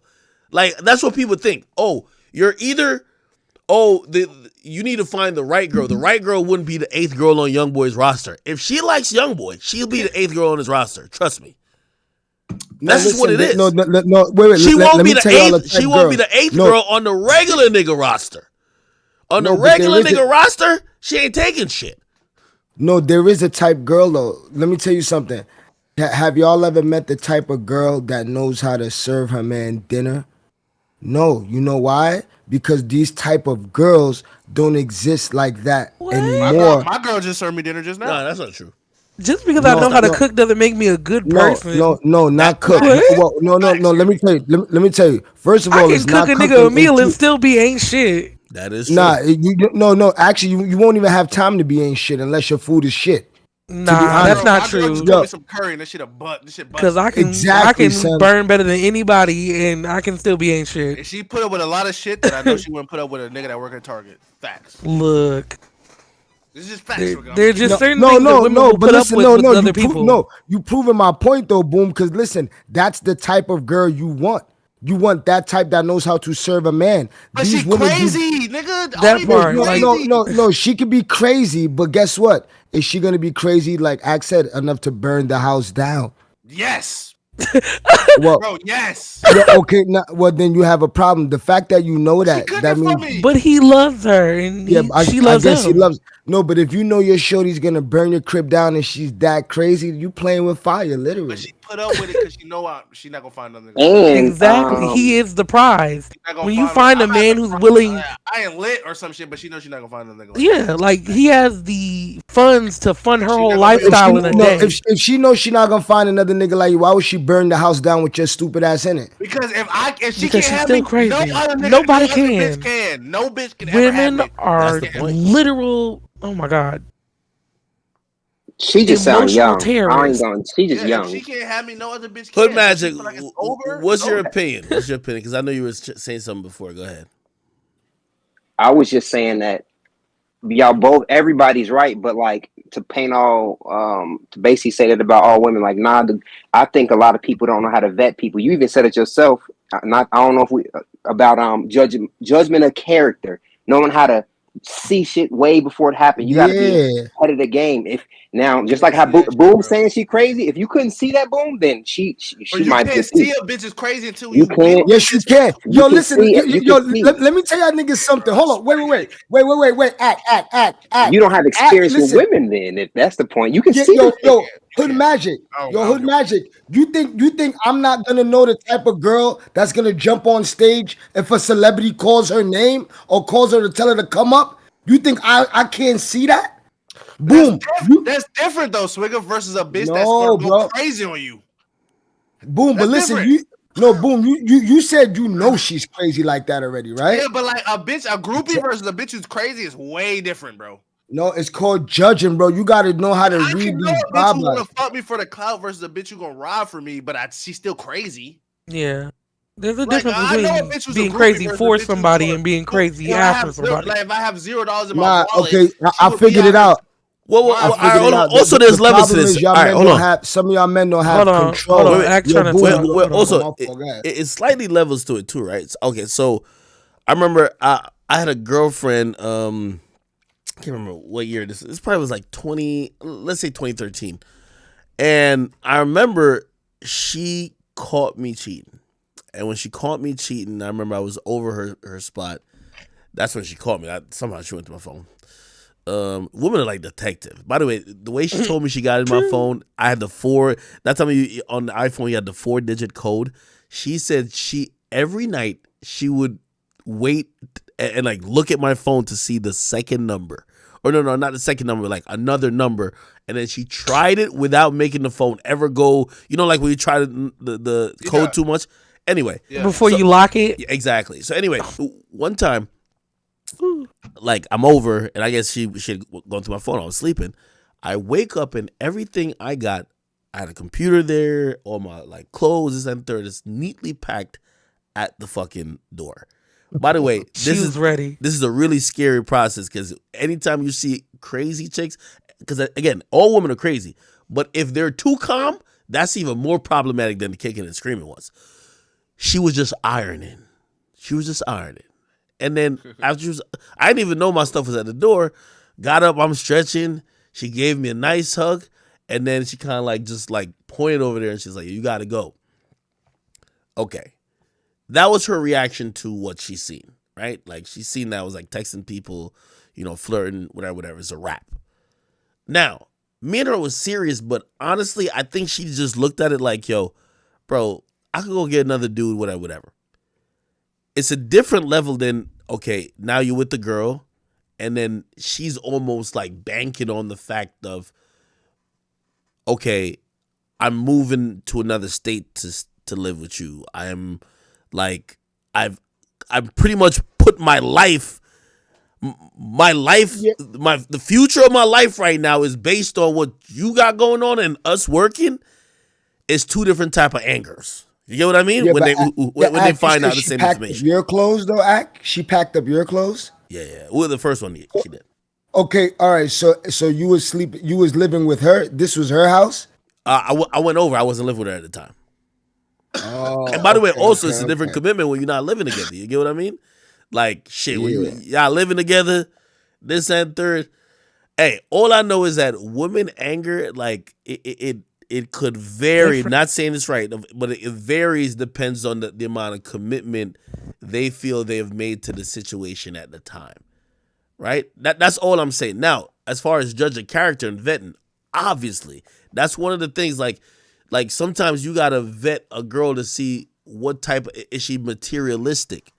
You know what I mean? Because those type of girls would also have you like either have your pockets running thin or have you doing weird things just to kind of making them happy, because those are the type of things that make them happy, right? So that's kind of the vetting process. But women being angry and being a little bit crazy, I don't know if there's a set solution with that. Like Swiggy, you never had like let's not use the word crazy, but you've never had a girl who just wilded out?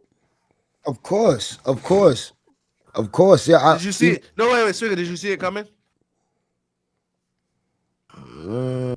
Exactly. Yes and no. Nah, yes and no. I didn't know chicks could get that crazy, but I knew she was gonna wild out. You feel me? Just because of what I did. But you still fucked with her though, right? What'd you do? Nah. I got a new lady now. I'm married, but bro. I'm talking about back. No more we're not finna get you caught up. I'm talking about back. Yeah. During time. Yeah, I'm just saying. Back then, I wasn't sticking around with that, bro. Yo, bro, I'll be real. I broke up with a shorty because she didn't know how to keep the door open for me while I had shit in my hand, bro. Nigga, I'm yo, no funny shit. I'm walking in the house. She walks in before me, and the door slams on me and the food. I said, nah, this shit is over with. I'm not messing with her no more. Like it's little signs like that you gotta look up and see, bro. Yeah, but see, that's that shit you don't like. Not all bitches do that. Like, nah, that's especially when you the prize, they not doing that. Bitch, they holding the door open. They calling the bellboy, all type of shit. Nah, facts. But if you complaining about cold food. Yeah, his fries are cold. What the fuck is this? Money Drip, I see you in the chat. You say, look, I just became a passport bro, and you got no other. If you got no other options, man, just go overseas. He says them Western females, they're no good. I hope you see it. Hey, Money Drip, the passport bros movement is an interesting like movement. I really think you could get the same thing here in the United States. Yeah, it's a bunch of lames that all that passport, bro. Those are losers. They can't fuck bitches in America. Yo, those are lame, bro. Yo, players. For everybody who's adopted the passport bros quote unquote movement, you're just going over to countries that are less, that are poorer than America, because you are now richer in that country, so you're getting compliance based on the wealth disparity. That's it. So because you are now, like, for example, you're not in the 1% in America, right? You might be like in the top 40 percentile. But if you go there, you like a top 1% dude. Yeah, of course. This motherfucker thinks like one US is like a lot of money. So of course, these passport bros don't know what's gonna happen when they bring these shorties back to America. They gonna for the streets. They gonna leave you for another nigga that's richer than your 40%. That's the reality about it. That's why most of them passport bros, like a lot of them, they'll move to Colombia or they'll move to the Philippines. They won't. They've all realized that. Sorry. If you bring the girl back, shit, as soon as she get her green card, she's dipping. It's a movie. Yeah. I mean, shit. Yep. She moving on to the highest spender. That's just, bro. If you a passport, bro, like, bro, just say I can't get pussy in America, so I'm going to get fuck a BBL bitch in the Dominican Republic. Like, just say that. Don't say I'm a passport, bro. Just say I can't fuck bitches in America. Just say I fuck bitches. And yo, I'll be real. This movement used to be on the low back in the day. Like, it was never a big thing on TikTok. Niggas would go to the Dominican Republic with $200. All right, hold on. All right, so let me ask y'all a question about like passport bros, right? So my understanding of like the passport bro movement is that it's more of just getting pussy though. Like, for example, you go overseas and women are giving out more. You'll get more beautiful women there than you would attract in the United States because beauty or like their ass being fat or whatever. That's the only thing they get to bring there, and like they try to like kind of bargain it to get with a guy like you. Yeah. But they cuff these bitches, bro. Like TikTok, I'm not gonna show it, but they be cuffing these hoes. Yeah, they they just cuff fucking them. Because they can't get a bitch like this ever in their life, bro. They cuff these hoes. Yeah, like, which is so interesting because I know a lot of people who they're in long distance relationships with women in Dominican Republic or whatever else is going on. Those women still got a man that's fucking them down there. They're using the dude that's the passport bro. Like, yeah, of course, every month or so he comes through, so she gives him her time. But like, she's still doing whatever the hell she want to do, and she's kind of looking at this dude as just like a wallet. Facts. Yeah, bro. My girl put me on 90 Day Fiance. I know how this shit go.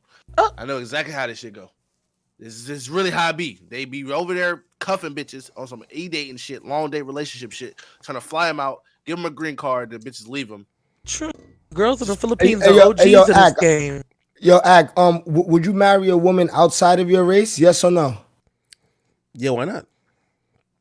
Well, I'm not into marriage. Number one, though. Why not though? Like, so me, I'm just not into marriage. It's just like yeah, but let me tell you why. It has nothing to do with you because you love her, she loves you.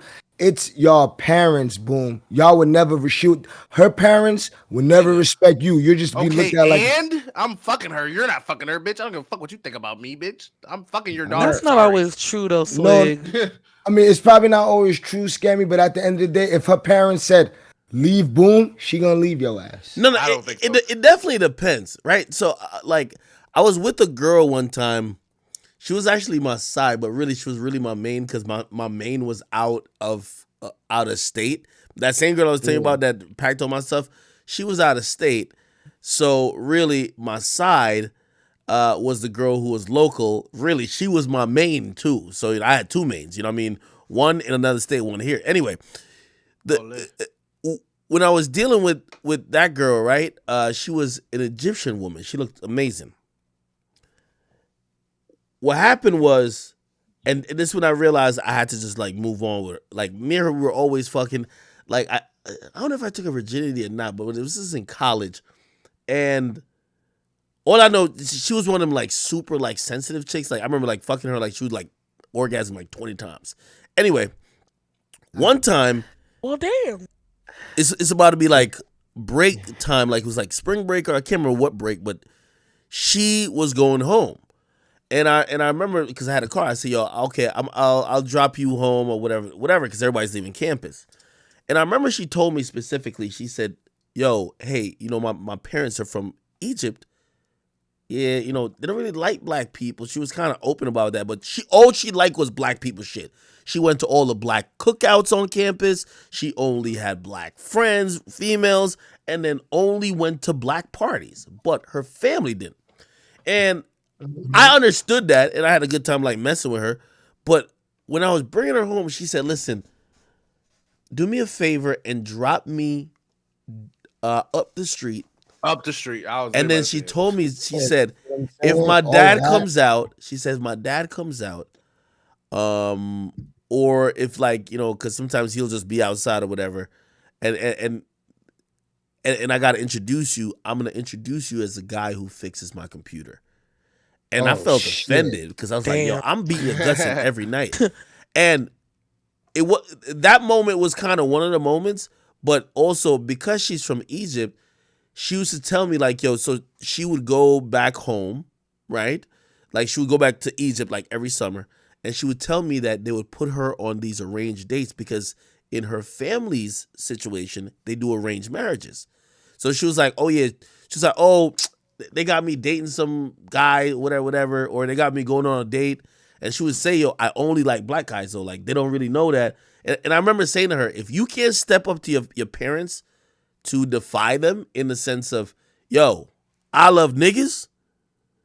Nah, bro, it can't work because there's some people. She'll do that for the right one though. Yo, not for I know that. I know how that shit be, bro. Bro. Certain people in some religious shit, bro. Everybody in her family got arranged marriage. They don't marry the niggas, bro. When I have children, I'm arranging my daughter's marriage and my son's. No. This is religion, though. Bro, but this comes through religion. That's what I'm trying to say. With those type of women, I care if me and their family can't get along because you're never gonna, no matter how much they love you, they'll never go against. That's what I'm saying. They'll never go against their family outside of and my religion. race. Trust me. So that's why you're not dating outside of your race, nigga?